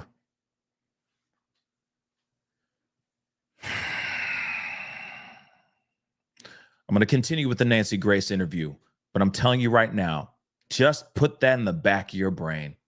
They're lying. That's it. Let's just say, let's put some factors in here, some possibilities here, okay? Just for a minute. There's a possibility that Sebastian kicked rocks, ran away because of his relationship with Chris Proudfoot. There's a possibility that he ran away to seek refuge because he couldn't take whatever's going on in that house. Maybe the treatment of him is terrible. Maybe it's thumbs down. We don't know. Like I said, every possibility is still on the doggone table. But he may have ran because he couldn't get help. CPS came in, they're all smiles, like everything's good here. Eat your dinner, son. You were just in trouble. That's all. You got punished. Eat your dinner. Right? And I get it, disciplining kids and all that stuff. I get that part. But if you're putting your hands on them in a very violent way, that's another conversation. And I don't think that a kid would just walk into a school and say, oh, I got spanked. And then the school suddenly going, we're calling CPS. There's much more to this story, and they're downplaying it. Now they go on to Nancy Grace, and that confirms to me that there's more to this story because he just freaking lied on Nancy Grace. He lied. Why would he exaggerate and make it up on this podcast? Why would he do that? Why would he say stuff that would make him look suspicious if it wasn't true? You see what I'm saying? Then go on to Nancy Grace and go, oh, no, that's not true. No, no. I only did it one time, and that's why CPS was called. No, bro. You had a history of doing this before. The fact that you went on Nancy Grace shows me that you are lying and showing me that you have had your hands on this young man before. And I think this kid was really trying to get help at that point. In any way he could. Any way he could. But at the same time, at the end of the day, CPS being called on him and all that stuff does not mean that Chris Proudfoot is guilty. Doesn't. It doesn't. It really doesn't. It's unfortunate. That's not the smoking gun evidence. It just shows that there is a potentially tumultuous relationship between Sebastian and his stepfather and his biological mother. That could very well be what it is. And it could garner the reason why he ran, if he was to run, because he just couldn't take it anymore. Or something bad happened. Something violent and tragic happened. And now they keep trying to cover their tracks, and they keep lying on all these interviews. I think the most truth that we've heard from Chris Proudfoot so far is what we heard on that podcast. It was very real at that moment. He's chuckling about it and all that stuff, talking about the incident with CPS and everything. But then he goes on to Nancy Grace, and he screams a completely different tune. I don't need to do it for you guys. You already know. Do the math. It all equates to him lying about CPS and how he raises his hand to Sebastian Rogers. Let's continue. February.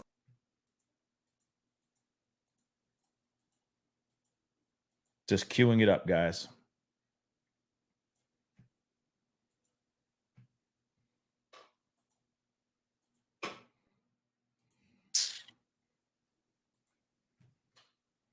Let me continue. A few days after. I'm rolling it back. I'm rolling it back. Just a little bit. We heard all that, right? I played it twice before. Reports, right? That you hit him with a belt. That did not turn into a CPS service call. There were other CPS reports, right? Remember what I just said. Remember what we just played twice in a row. Okay. Just want to make sure we're drilling this all the way home. Okay. I want to make sure you guys are all going home with this stuff in the back of your head. Like, wow, this dude done lied. He lied. Doesn't mean he's guilty, but he's lying, and that's not a good look. Let's continue. Regarding your other child? There is one in regards to my daughter that I know of out in New Mexico with my ex-wife and myself. What happened? At the time, my ex-wife had fled to New Mexico with my daughter. We were going through a custody and a divorce case at that time. And at the time, when I'd call and try to check in on my daughter, I could never reach my ex-wife at that time. So a welfare check was requested. Law enforcement told me to call CPS if I had concerns. So I called CPS. Law enforcement did make a welfare call, and that was it. Then how does that turn into a CPS complaint against you? I have no idea, ma'am. There's a lot of misinformation out there right now in regards to my New Mexico case that actually has no relevance to the Sebastian case. Then was there even a CPS complaint against you in New Mexico? Not that I am aware of. And my attorney and myself are well educated on my case, and there's nothing that we know of. Was there a TRO taken out against you regarding your daughter? Not a TRO, but a TPO. A temporary protective order. Why was that taken out? So in regards to that case, my ex-wife had a TPO put against her in Tennessee at the time. When we went to court, that got dissolved. I was ordered to hand my daughter back over to my ex-wife at the time. She gets in a truck. She fled to New Mexico. 2 days later, she files one in retaliation. Is it still in place? No, ma'am. That was dropped within, I think, 2 weeks of it being put in place. I've got a question about the belt incident. You're telling me that was the only time that you ever hit Sebastian with a belt? Yes, ma'am.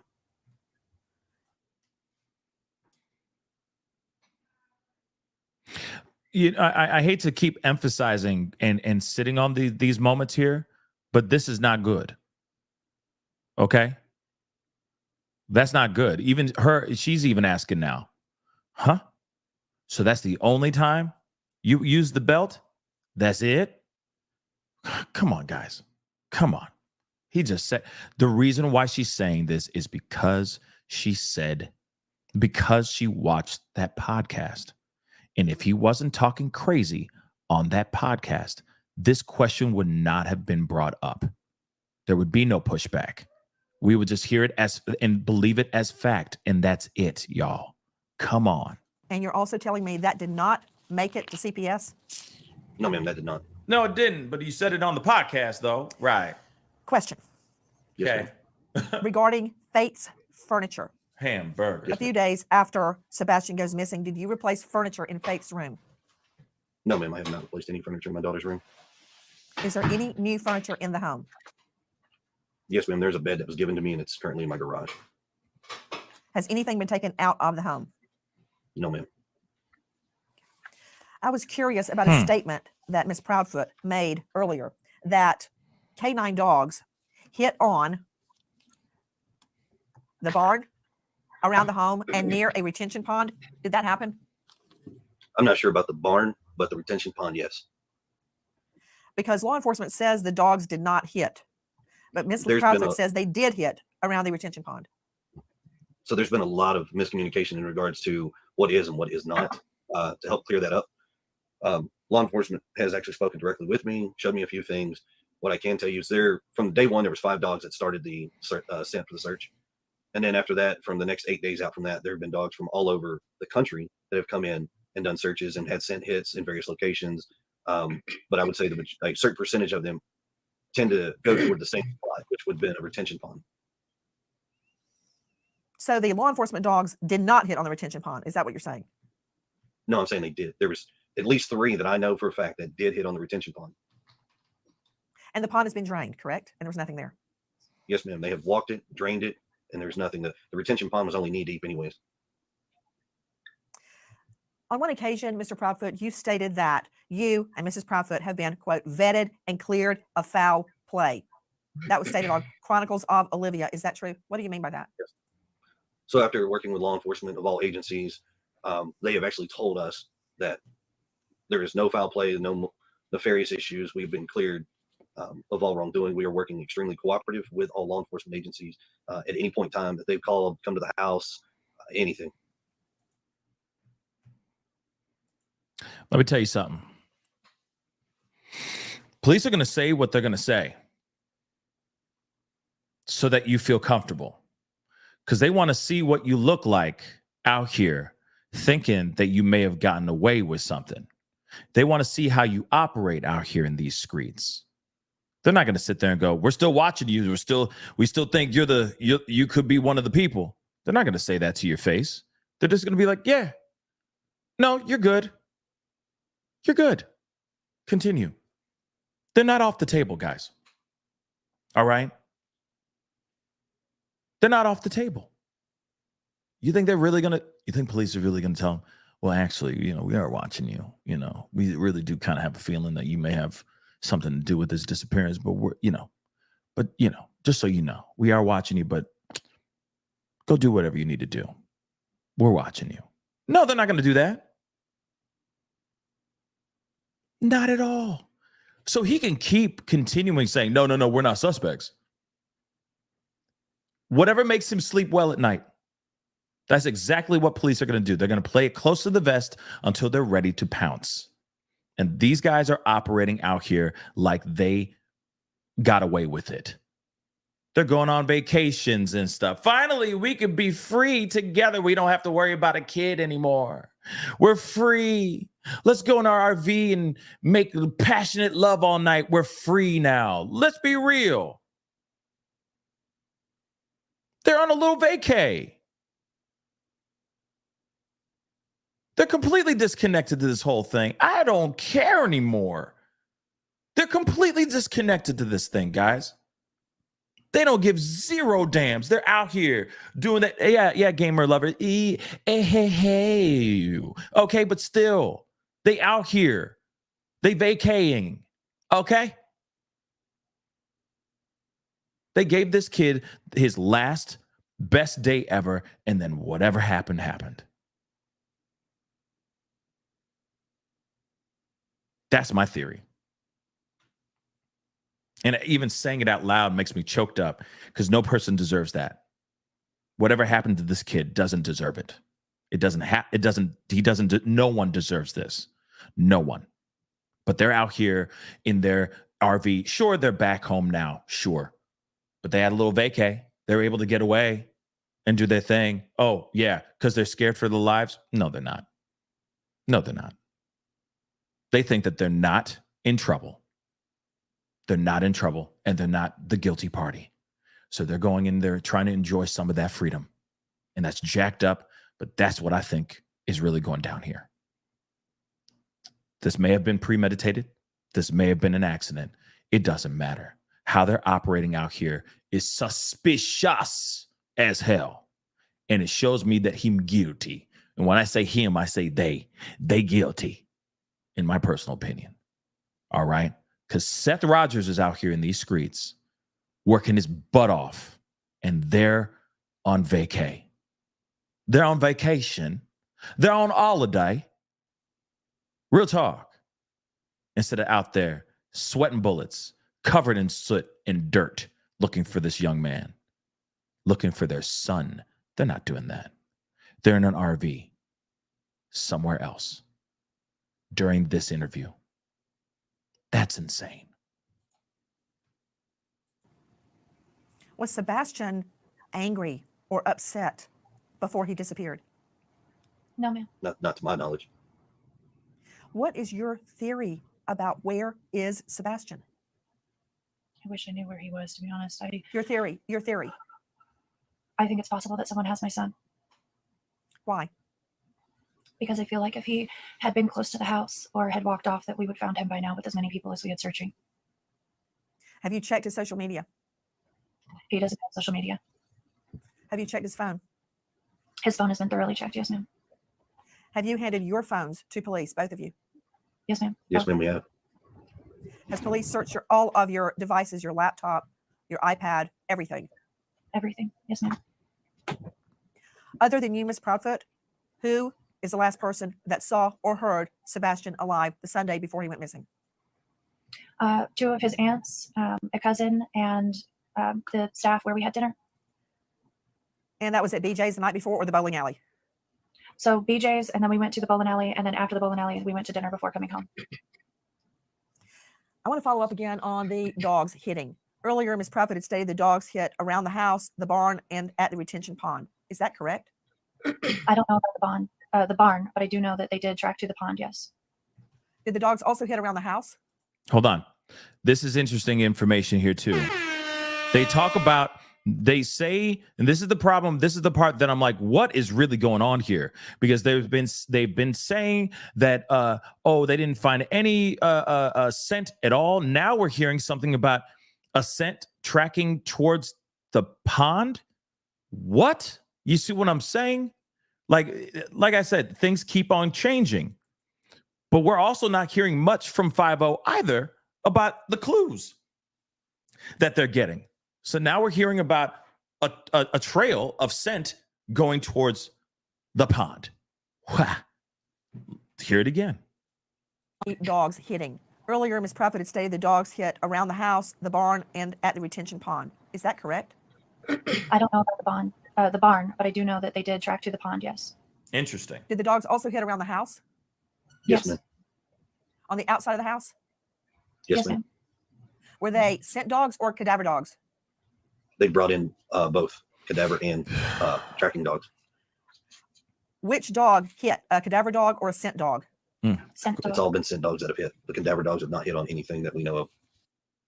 Interesting. What do you believe Sebastian was wearing when he disappeared? And would that have been what he slept in? Yes. So the clothes, the black sweatpants with the white stripes and the long sleeve black shirt, that is what he went to bed in. And the reason that I believe he was still wearing those clothes is because when we searched, I did not find those clothes in the house. So I have to assume that that's what he was still wearing. I'm sorry, I couldn't hear you. Did you say that's what he wore when he went to bed? Yes, ma'am.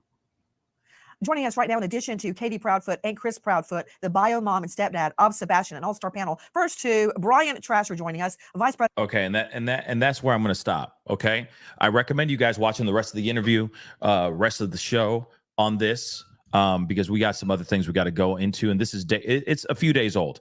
Okay, but I asked you guys if you wanted me to react to that, and you guys, by a landslide, were like, "Yes, look this up. Like, let's talk about it. Let's take a look at it." So I had to bring it up and see it and watch it with you guys with my own two eyes. But given the fact, because I was watching this as I was driving back home for my little vacation as well, and I almost like.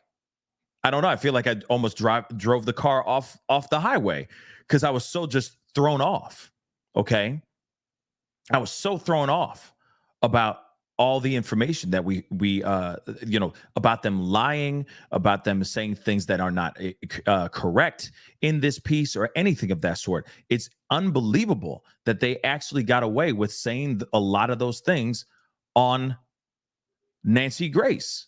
Now, I'm not blaming Nancy Grace at all. She can't control what they say. They just decided to lie. Especially Chris, especially when it comes to the CPS and putting his hands on Sebastian. That's crazy to me, guys. That's absolutely crazy to me. Okay? Now,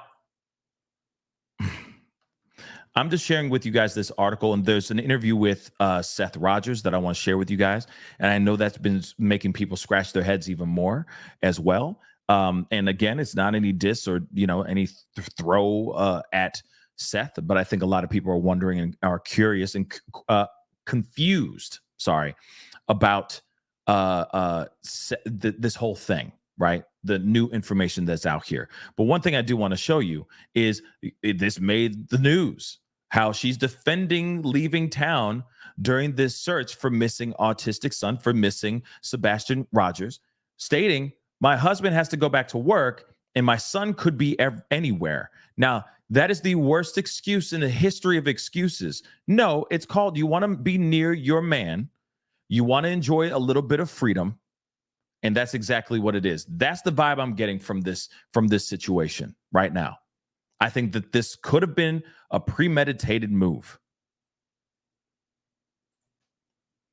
You got a husband that doesn't even live in that home. Now, of course, what I'm saying is all speculation. All right. But it is in my mind, in the back of the recesses of my mind. This is just keeps lurking. It just keeps lurking in the darkness of my mind. But I keep thinking that he's never home. You're with Sebastian, taking care of him for the most part, a lot, unless because they have joint custody. Katie and Seth have joint custody over Sebastian. So when she doesn't have Sebastian, I'm sure she goes down and spends time with her husband, Chris Proudfoot. But a lot of times she still has to take care of Sebastian. And I get it. Having a child with a person at all that it has special needs, it's a very demanding. It can be very demanding to rear a child, okay, of any kind. But I can only imagine a special needs child could be a lot of work as well, or maybe there's some more added responsibilities. Now there's a possibility. He's never home. He's always on location doing stuff. He comes into town. He puts his foot down, so on and so forth. You know what I mean? Maybe there's tension between the men in the house because let's not forget, kids, boys of a certain age start to exact their independence. Every kid does that, even girls too. but they also try to show their dominance, especially if it's not the biological father. They'll be like, I'm the man of the house, not you. You're just a guest in this house. You see what I'm saying? It's the whole, you're not my real father. You see what I'm saying? You're not my real mom. That kind of thing. Kids do that at a certain age, for sure, to exact their, their independence. Sometimes it's a man thing, like a male thing. The testosterone starts to kick off inside the kid, trying to establish some sort of whatever. You see what I'm saying? Between the men in the house. You see what I'm saying? Those things do happen.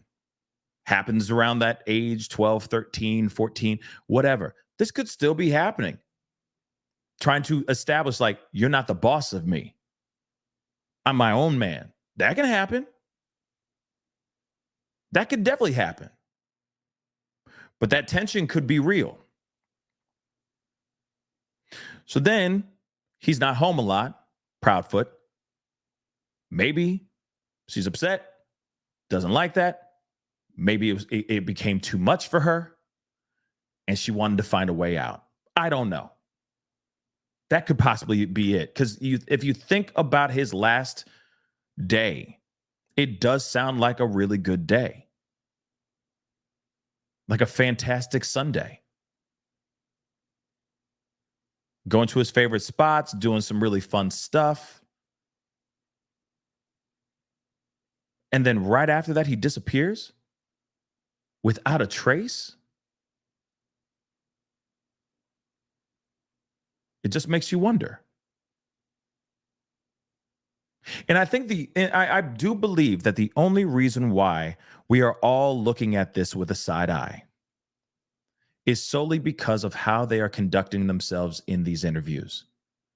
If they stayed completely 110% with their storyline, with their timeline, with everything, and if they were absolutely 110% honest,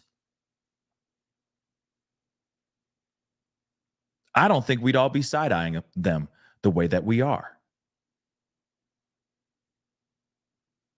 Let's keep it a buck, y'all. The timeline ain't timelining for me, guys. It really isn't. Now, we're going to be looking at Seth Rogers' interview. He just did an interview last night. I know that he was on another podcast. That's not the one I'm talking about. The one I'm talking about is an interview that he had on with the news. Okay. We are going to be getting into that in just a second, but please do me a favor, hit that like button down below. Okay. That would really mean a lot. I see a bunch of likes. Thank you so much, guys. That really means a lot. Let's get it to 1.5K. That would be amazing on YouTube. And if you're watching on any other platforms, be sure to hit that like button, hit that share, comment. You know what I mean? I'm looking for your comments too, guys. I'm keeping an eye out for that.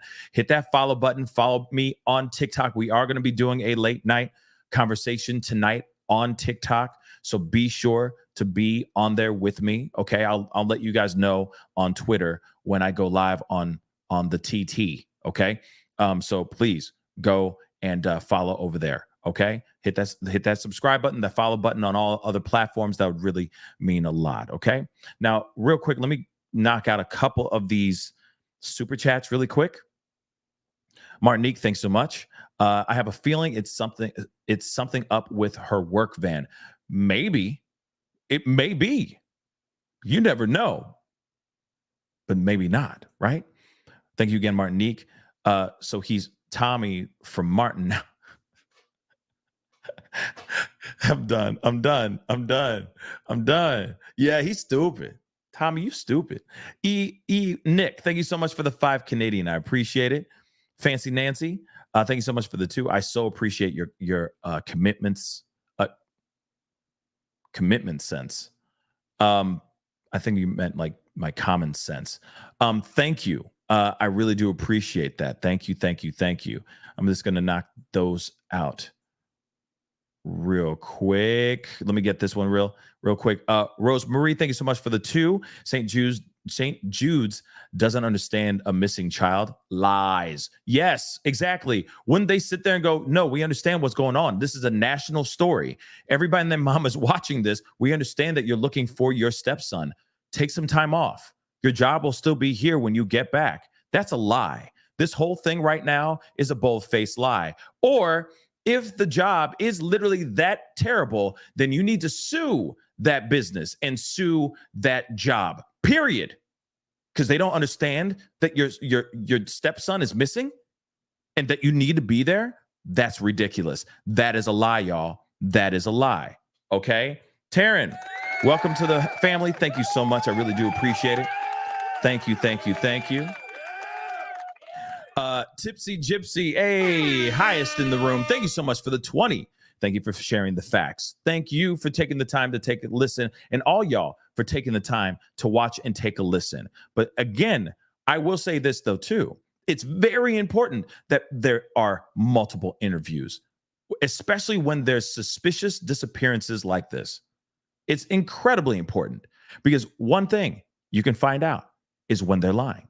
If there's inconsistencies in their timeline, if there's inconsistencies on how they're telling the story, it's massive. It's a massive red flag when they go on multiple interviews. So, hey, you want to go on interviews? By all means, go ahead and do that. Please continue to do so. Keep mucking up. We'll find it and we'll point it out like we just did a little bit ago. This man is lying. And I wouldn't be surprised if Katie is lying as well. Just being real. We got another video. Like I said, I wanted to share with you guys. Okay. This is from Seth. Or this is not from Seth, but it's of Seth. Talking about updates, especially after what I just showed you guys about TBI. Let me show you that too. Just a quick reminder about TBI meeting up with the biological parents. Okay. So Seth Rogers and Katie Proudfoot met together with TBI and had a conversation. Of course, they didn't really have much to say, but he still got interviewed and I got questions. Let's take a look at this one. Seth, it's been more than a month since your son went missing. How are you feeling today? Same as I was yesterday. Just continuing the search, continue looking. I'm not going to give up. Nobody can make me give up. And where have you been searching? Where do you think he is? I've been searching everywhere. I mean, anything out of that 5 mile radius that the initial search did, they covered everything there.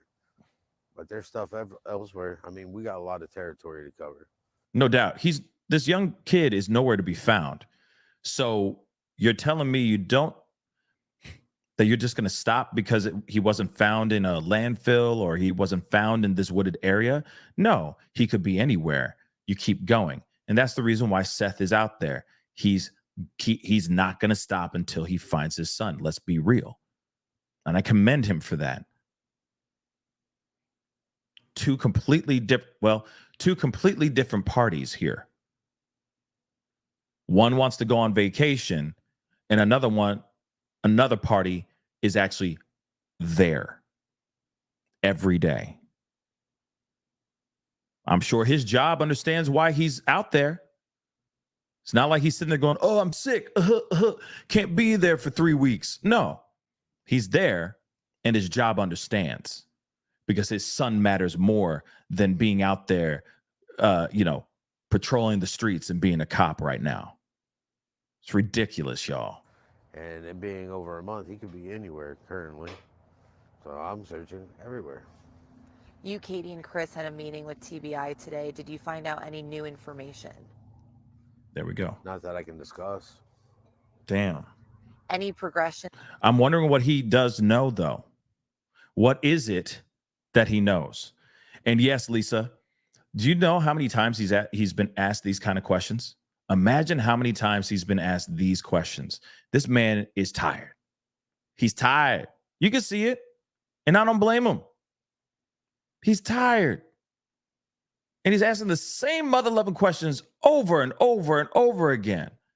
And he's out there conducting everything. And he's trying to get volunteers out there to help, which I'm going to say again. Please, guys, go over to 90 Volunteer Drive in Hendersonville. Get your butts over there this weekend. Show up on Saturday. I know it's a work week, okay? But show up on Saturday. Just show face. Do something good before Easter Sunday. Do the right thing. If you're even in the area, please just do the right thing. But this man is exhausted. You could see it in his face. You could see it on how he holds his body, how he's holding himself. This man needs like a weekend to just sleep, but he's not going to sleep. He's not going to stop until he gets answers. He's not in an RV somewhere else. You see what I'm saying here? Two different parties doing two different things. Let's continue. And that might show hope in this search? Oh, I always have hope. Can't take that away from me. And how confident are you that Sebastian is alive, and what do you think he's doing right now? Pretty sure he's probably playing video games somewhere. Nobody's letting him, whoever's got him, they're not letting him see the regular news. They're not letting him surf the internet. Or else he'd know that I'm looking for him. And he'd know that he should actually be trying to get a hold of me. And that keeps me going. Is there strong reason to believe he may have been abducted? I don't know if he's been abducted or if he's just, over at a friend's house. Never know. But I'll know when I find him. I'll know exactly what has happened to him. If he's at a friend's house, and Sebastian, if you're watching this, please go to your dad. All right? Just go. You'll be safe. I promise. This just really hurts me, man. And other news outlets were reporting that there were lights seen in the backyard that were caught on camera by a neighbor's video. Is that true? No. What that was a trash truck. Went through, picked up trash, and when it left, of course it went faster. It didn't have to stop to pick up trash. That's just false information provided by... Hold on. I'm rolling that back really quick. This is about the lights, if I'm correct. House. Never know. But I'll know when I find him. I'll know exactly what has happened to him. And other news outlets were reporting that there were lights seen in the backyard that were caught on camera by a neighbor's video. Is that true? No. What that was a trash truck. Went through, picked up trash, and when it left, of course it went faster. It didn't have to stop to pick up trash. That's just false information provided by a particular person. Hold on. So just so I understand, okay? Because I'm a little confused there too. And like I said, no disrespect. Not trying to do any pushback. But I am curious. The lights that we saw in that darkness, right? In that black abyss. And we saw those lights moving around. That's supposed to be trash, a trash collector. But wasn't that around like 3 or something like that in the morning? Depicted around 3 in the morning? So the lights, that's supposed to be trash. What? Like, I'm confused. It doesn't look like a trash truck. Hold on. I'm sorry, guys. I'm really sorry. I think I still have the video. Let me just check something. Again, like I said, no pushback to. Do I still have it?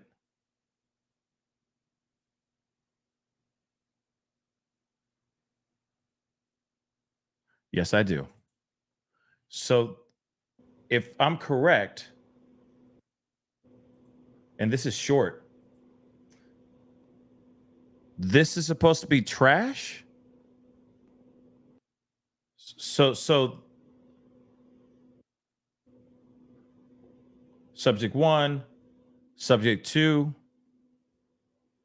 that's trash?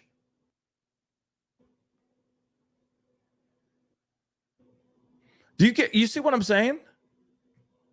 That's not a trash truck. How can that be a trash truck? That's the only thing I don't get.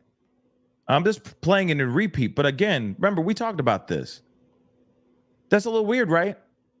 Like I said, no pushback, no disrespect. But I'm like, unless they're like two different vehicles from, if it was shot from a very far distance, I can see that. But this is supposed to be trash lights.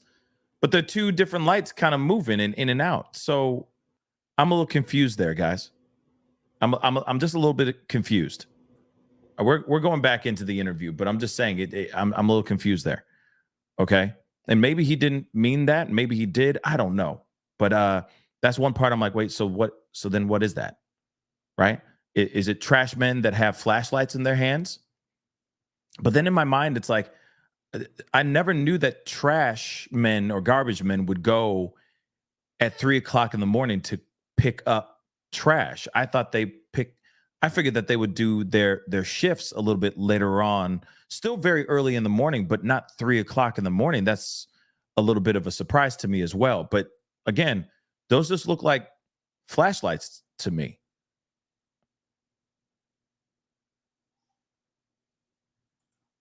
I am Serenity. 2 trash trucks was said. Okay, so then maybe it was 2 trash trucks. Interesting though. It's just weird. Still, no matter what, just very weird. But let's continue. Sorry, I got to cue it back up, guys. I got to cue it back up. Did the dogs ever pick up a scent for Sebastian? From my information that I've been given, no. Did they find... That's important information right there. Remember, we just heard from Nancy Grace's interview. Nancy Grace's interview, they said that there was a scent picked up near the pond.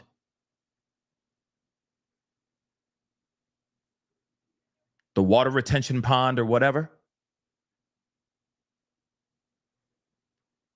But then also, he did say something in an interview in the past about dogs picking up a scent near a construction site, and then it disappeared. It just went dead in the tracks near or going into the construction site. Now, maybe that scent wasn't anything, but that was something that was said weeks ago. And now we're hearing something different. But like I said, maybe there's new information that they've received that's very new to me. But now we're hearing from him, from Seth himself, that there hasn't been any scent picked up. But we heard on Nancy Grace, those two saying, oh no, a scent being picked up near the water retention pond.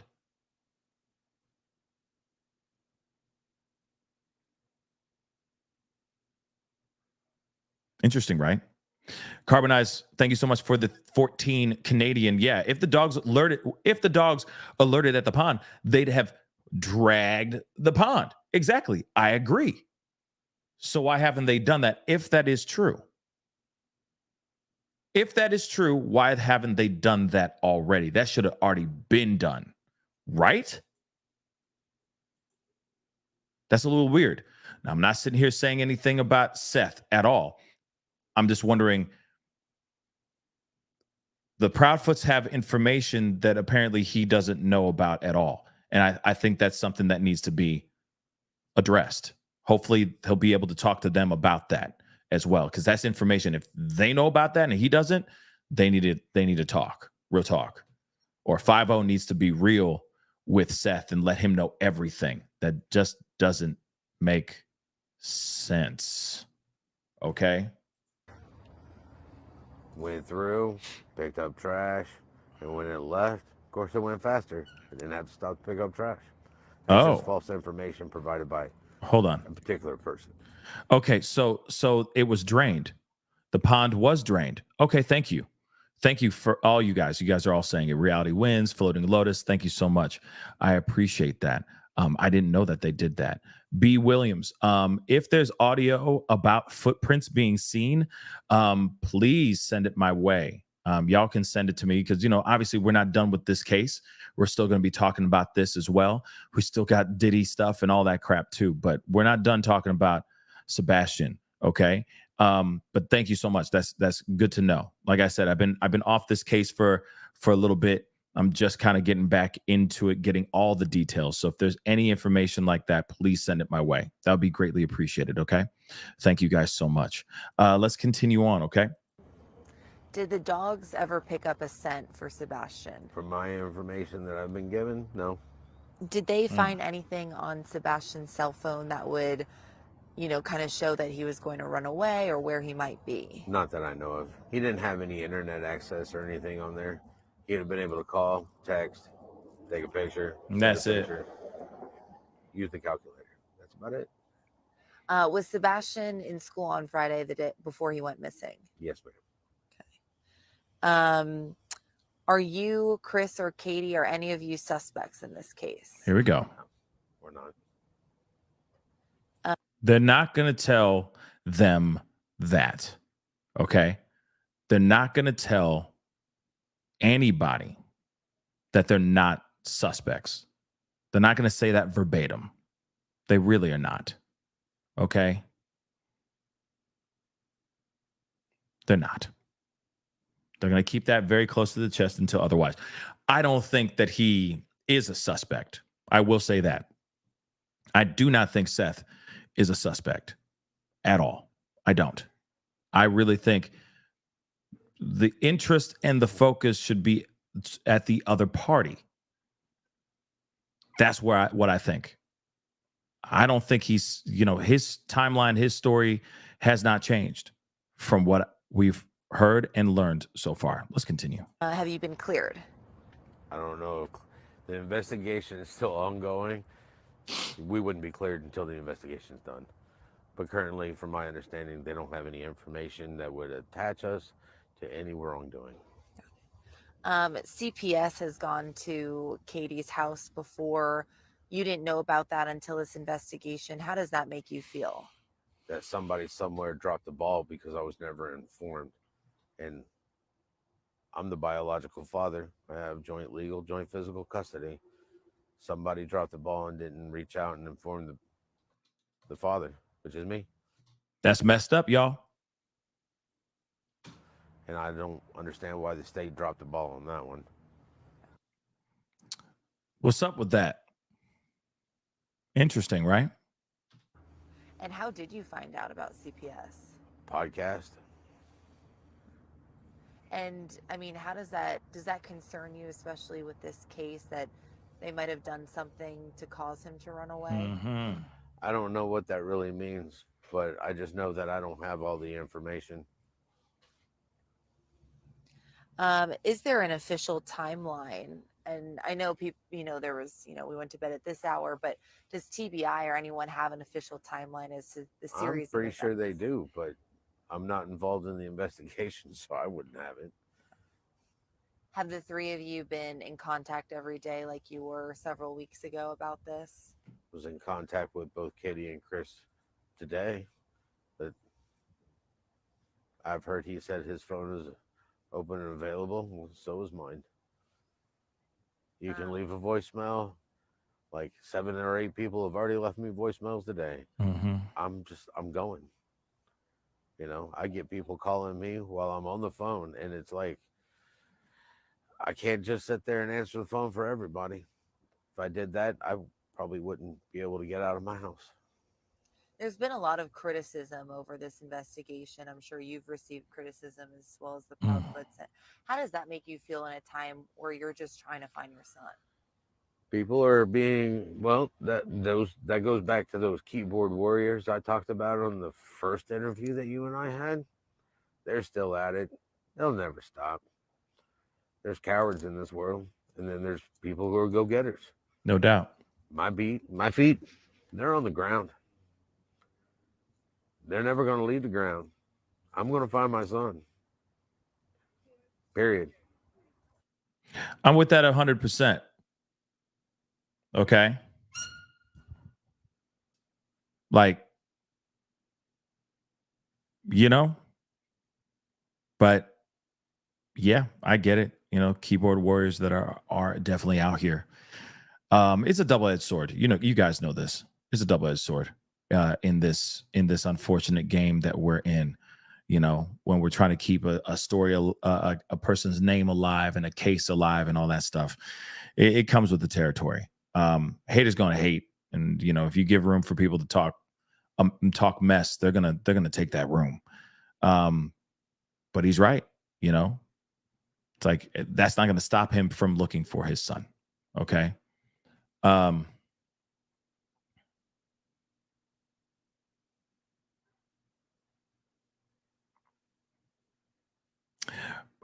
Paula, sorry, let me just get this. Seth said, on an interview last night that the flashlight footage timestamp was stuck at 3:11. So it's not the correct time. That's good to know too. Thank you, Brian, Paula. I appreciate that. That's what's up. I appreciate that that correction. Interesting that it was like a glitch of some sort. That is interesting. Nonetheless, that's interesting. So it could very well be just trash. It could be. And plans, today on moving forward, any more resources being used on this investigation, or anything you have to say about that? The United Cajun Navy is currently sitting down there right now at 90 Volunteer Drive in Hendersonville. 10:30. That's when volunteers need to show up. 10:30. Bang. Show up, have your ID, sign the paperwork, and they send people out in teams. When you show up, there ain't nobody there except for a couple people. That's because they've already sent teams out. They're just going to keep sending teams out until we find my son. No doubt. Have there been a lot of volunteers coming out to help find Sebastian? Today there was, and I want to thank everybody who did come out. We're seeing an increase, and we're going to continue to see an increase. I'd like the whole state of Tennessee to volunteer, and then we'll hit other states. Because he really could, Sebastian really could be anywhere. But at the same time, they still need to look all in this area as best as they can. And you're Sebastian's father. Tell me, what is Sebastian like? He's a unique child. All right. It's really hard to describe my son. Besides being unique, whether he's up to no good or he's up to good, he's just got that uniqueness about him. It's really hard to describe. He's my mini me. If he has a goal, he's going to accomplish that goal. People at school, they liked him. All the kids are wanting to know when he's going to come back. They want to help and volunteer. Teachers are they're putting out prayers every day. Everybody, it's coming up. It's Easter. I'm hoping for an Easter miracle. I could definitely use it in my life right now. Mm-hmm. And why did they search the landfill? I have no idea. They didn't. Not part of the investigation. They're not going to tell me stuff. I am emotionally attached, as any parent should be. And did you hear that? Am I the only one that caught that? Let me roll that back. Listen to what he said, but really listen to what he said. They didn't. Not part of the investigation. They're not going to tell me stuff. I am emotionally attached, as any parent should be. There's a double meaning in that. Continuing. And how often do you meet with TBI? If I call them all the time. Call, text, hey, any new news? They either let me know or they let me know. Are you happy with the work that all these agencies have done, or do you think there needs to be more? There could probably always be more. We just got to figure out what more is necessary. Am I happy with them? I'm not unhappy. But you asked me that after my son's back, and it's going to be, I'm happy. No doubt. Right? Because in law enforcement, it's always goal oriented. Go to work, put a smile on your face, get the job done. I know that they're putting their effort, 150% effort into this. And I appreciate that. And I'm hoping it will pay off with fruition. Do you think Katie and Chris are suspects? I have no idea. Sebastian's been missing for more. Fruition. Do you think Katie and Chris are suspects? I have no idea. Sebastian's been missing for more than a month now. What keeps you getting up every morning, going out and searching for him? Being a dad.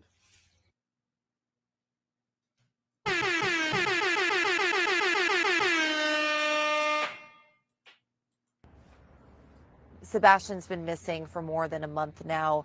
What keeps you getting up every morning, going out and searching for him? Being a dad, having perseverance, wanting him to come home, wanting to watch him finish growing up. Right. Do you wear this every day? Talk to me about this shirt. This right here is my own billboard to find my son. People notice people. People notice what people are wearing. So I am a walking handout. I have these in my car. How do you select that photo? It's so cute. Stuff is cute. It's got a smile. It's the last picture I took of him.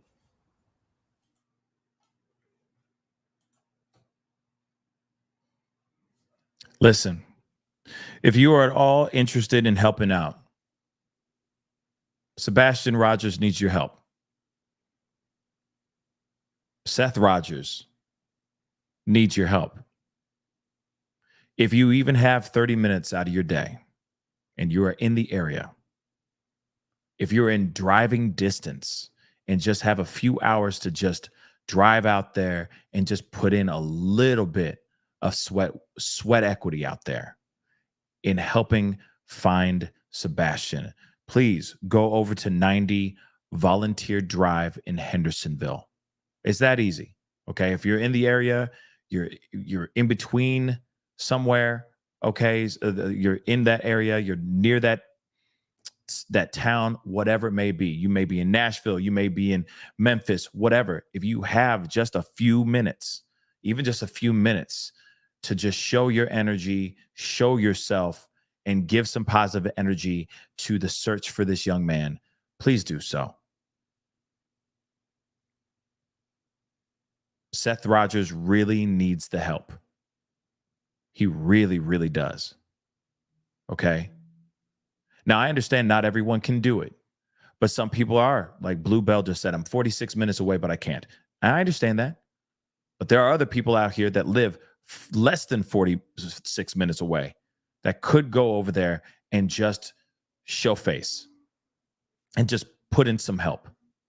So this is the reason why I'm mentioning this. This is the reason why I wanted to bring this up. We were going to do this as a show last night and have this discussion last night, but I couldn't do a show last night.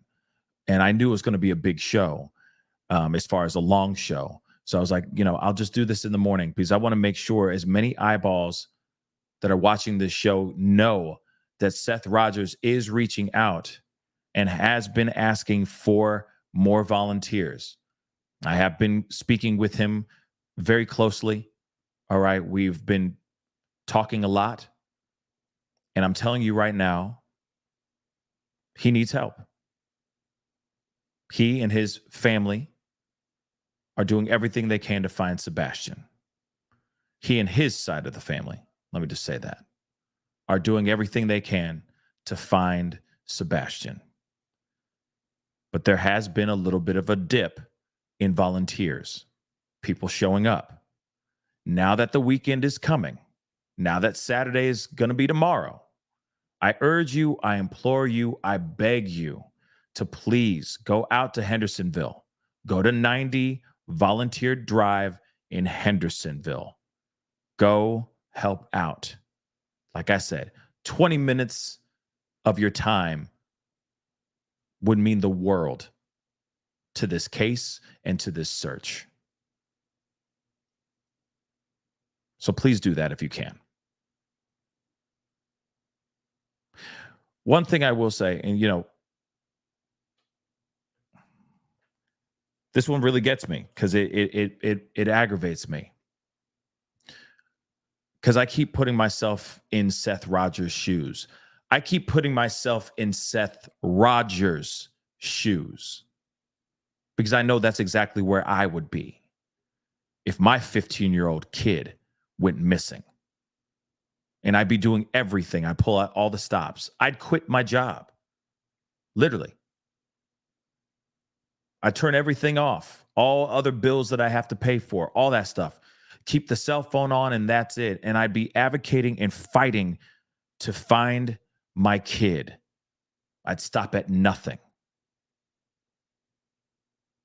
And if I was on these podcasts and in these interviews, I'd be doing everything I can to give everyone the hard facts.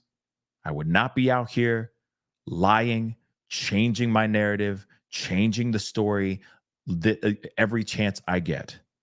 That's not how we should be operating out here when every second that Sebastian's not found is crucial. I don't think people realize how critical that is. And it's been over a month, everybody. He was missing at the end of February, and now we're about to waltz right into April, y'all. And he's still nowhere to be found. Now, I don't know about you guys. I don't know how you feel about the things that we just watched. Yes, I know that the Nancy Grace interview is a little old. It's a few days old, but at the same time, it's a very revealing and very telling interview. There are seriously confirmed inconsistencies in that interview. There's no argument about it. Doesn't even matter. The Proud Feets can't sit here and say, but. They can't. They can't do it anymore. They've done so many other interviews, so many other podcasts saying one thing and this, that, and the third. Then they go on to another interview and they say something completely different. If you're willing to lie about these things, who's to say you're not willing to lie about these other things? And until we actually have those breadcrumbs, those pieces of evidence, you're going to keep lying. You're going to keep talking crazy. You're going to keep talking wild on these microphones because you think you got away with it. You think you're innocent. But I'm telling you right now, as much as they sit there and say, oh, police said we good. Police said we're fine. Doesn't mean that they're fine. Just because Miss Proudfeet went over and did a polygraph test and passed does not mean that she's in the clear. It doesn't, guys. But no matter what, makes them feel good though. Like, yes, another one. We fooled them again or whatever. Allegedly, right? Let them feel good. Let them feel like they're the cat that got the cream and they just can't stop licking themselves. By all means, continue to enjoy that. Police are still watching every single move you make. It doesn't matter. They're just waiting for you to muck it up. But I will tell you this. You getting on your proud feet and dragging your ass into an RV and disappearing for a few days away from your home and then leaning on the excuse of, oh, well, he could be anywhere is the dumbest and the weakest excuse I've ever heard when you're responding to people asking you why you left. Because you don't leave the home. You think that he's going to just follow your scent? You think he's going to find your RV out of nowhere? Oh, that must be Mama and Chris's RV. Ding dong, knock, knock. Hi, I'm here. That's the dumbest thing I've ever heard. You keep your ass planted at the last place that he called home. Period. You don't kick rocks. You don't go on holiday. You just don't. But again, those are the things that I keep saying. Tell me you did it without telling me you did it. Tell me you're guilty without telling me you're guilty. Anyway, guys, that's the show. I appreciate all y'all for being here. It really means a lot. Let me tell you guys, we really do need to find this young man. So if you can, please go out to 90 Volunteer Drive in Hendersonville, Tennessee. Please go over there. Okay? Please go check it out. I will make sure I'll post his GoFundMe page again. I will on the in the community chat. Okay? Again, support if you can. That's the thing. It doesn't mean supporting does not mean that you have to literally drive out there and search for him. You can also just contribute to the GoFundMe, etc. Help the family. Help his father, his biological father. Proud Feets, they're really dropping the ball. Sorry, but they are. And they have a lot of explaining to do. They need to do a lot of, it's bad. A lot of explaining to do. Nancy Grace's interview, as much as some people say, oh, you know, it's pretty believable. No, there's inconsistencies. Sorry, inconsistencies. And we just saw some of that. I showed you guys receipts. Go check it out. Anyway, guys, I appreciate all y'all for being here. Oh, snap. Let me lower this a little bit. Let me go through some of these super chats. I forgot about these. Okay. Ramona, thank you so much for the 2. Doesn't his job have FMLA? That's a good point. Doesn't this qualify? It would. I would think it would. Even so, this is a huge, tragic thing for sure. Misty Fisher, thank you so much for 5. Law enforcement come arrest Chris Angryfoot and Katie Lyingfoot, lock their asses up, interrogate them individually till one snitches on the other. Bunch of liars. I agree. I totally agree. I don't believe them at all. I'm sorry. Until they until they do another interview and they show receipts, I don't believe him right now. Marty B, thank you so much for the love. The marks on arms, his cocky attitude, sus. Yes. The marks on arms, sorry. His cocky attitude, yes. It is very sus. I agree. The marks on the arms thing is very interesting indeed. Marks on arms indeed. But Sweet Caroline, thank you so much for the 10. I really do appreciate the super sticker. It really means a lot. You guys are all amazing. Thank you guys so much. I'm sorry for bringing those super chats and super stickers at the last minute, but I appreciate you guys' support and all the love. It really means a lot. We need to stay diligent on this case. We will be talking more. I'm trying to do something for this evening, so be on the lookout for that, all right? It may be on Sebastian. It may be on these other cases that we have been covering as well, so be on the lookout for that, okay, guys? I appreciate all y'all for being here. Please don't forget to hit that like button down below, hit that reaction button if you're watching on these other platforms. Please be sure to hit that like button if you're watching on Twitter. That would really mean a lot. Don't forget to hit that follow button on Twitter. Follow button on Facebook. Follow me on Instagram. Follow me on TikTok. All right. Crush that subscribe button if you're watching over here on YouTube. All right. Hit that join button. Become a member of the family. These purple lights don't pay for themselves. And I appreciate all the support and love as much as I can get from you guys. Okay. That would really mean a lot. All right. Don't forget, check out Patreon. Check out pascalmerch.com. I got a lot of great merch and all that stuff over there, so please go take a look at it. It really does mean a lot. And of course, again, I'm thinking about him, Sebastian. I hope he is found soon. But the more we talk about him, hopefully, the quicker we can bring him home.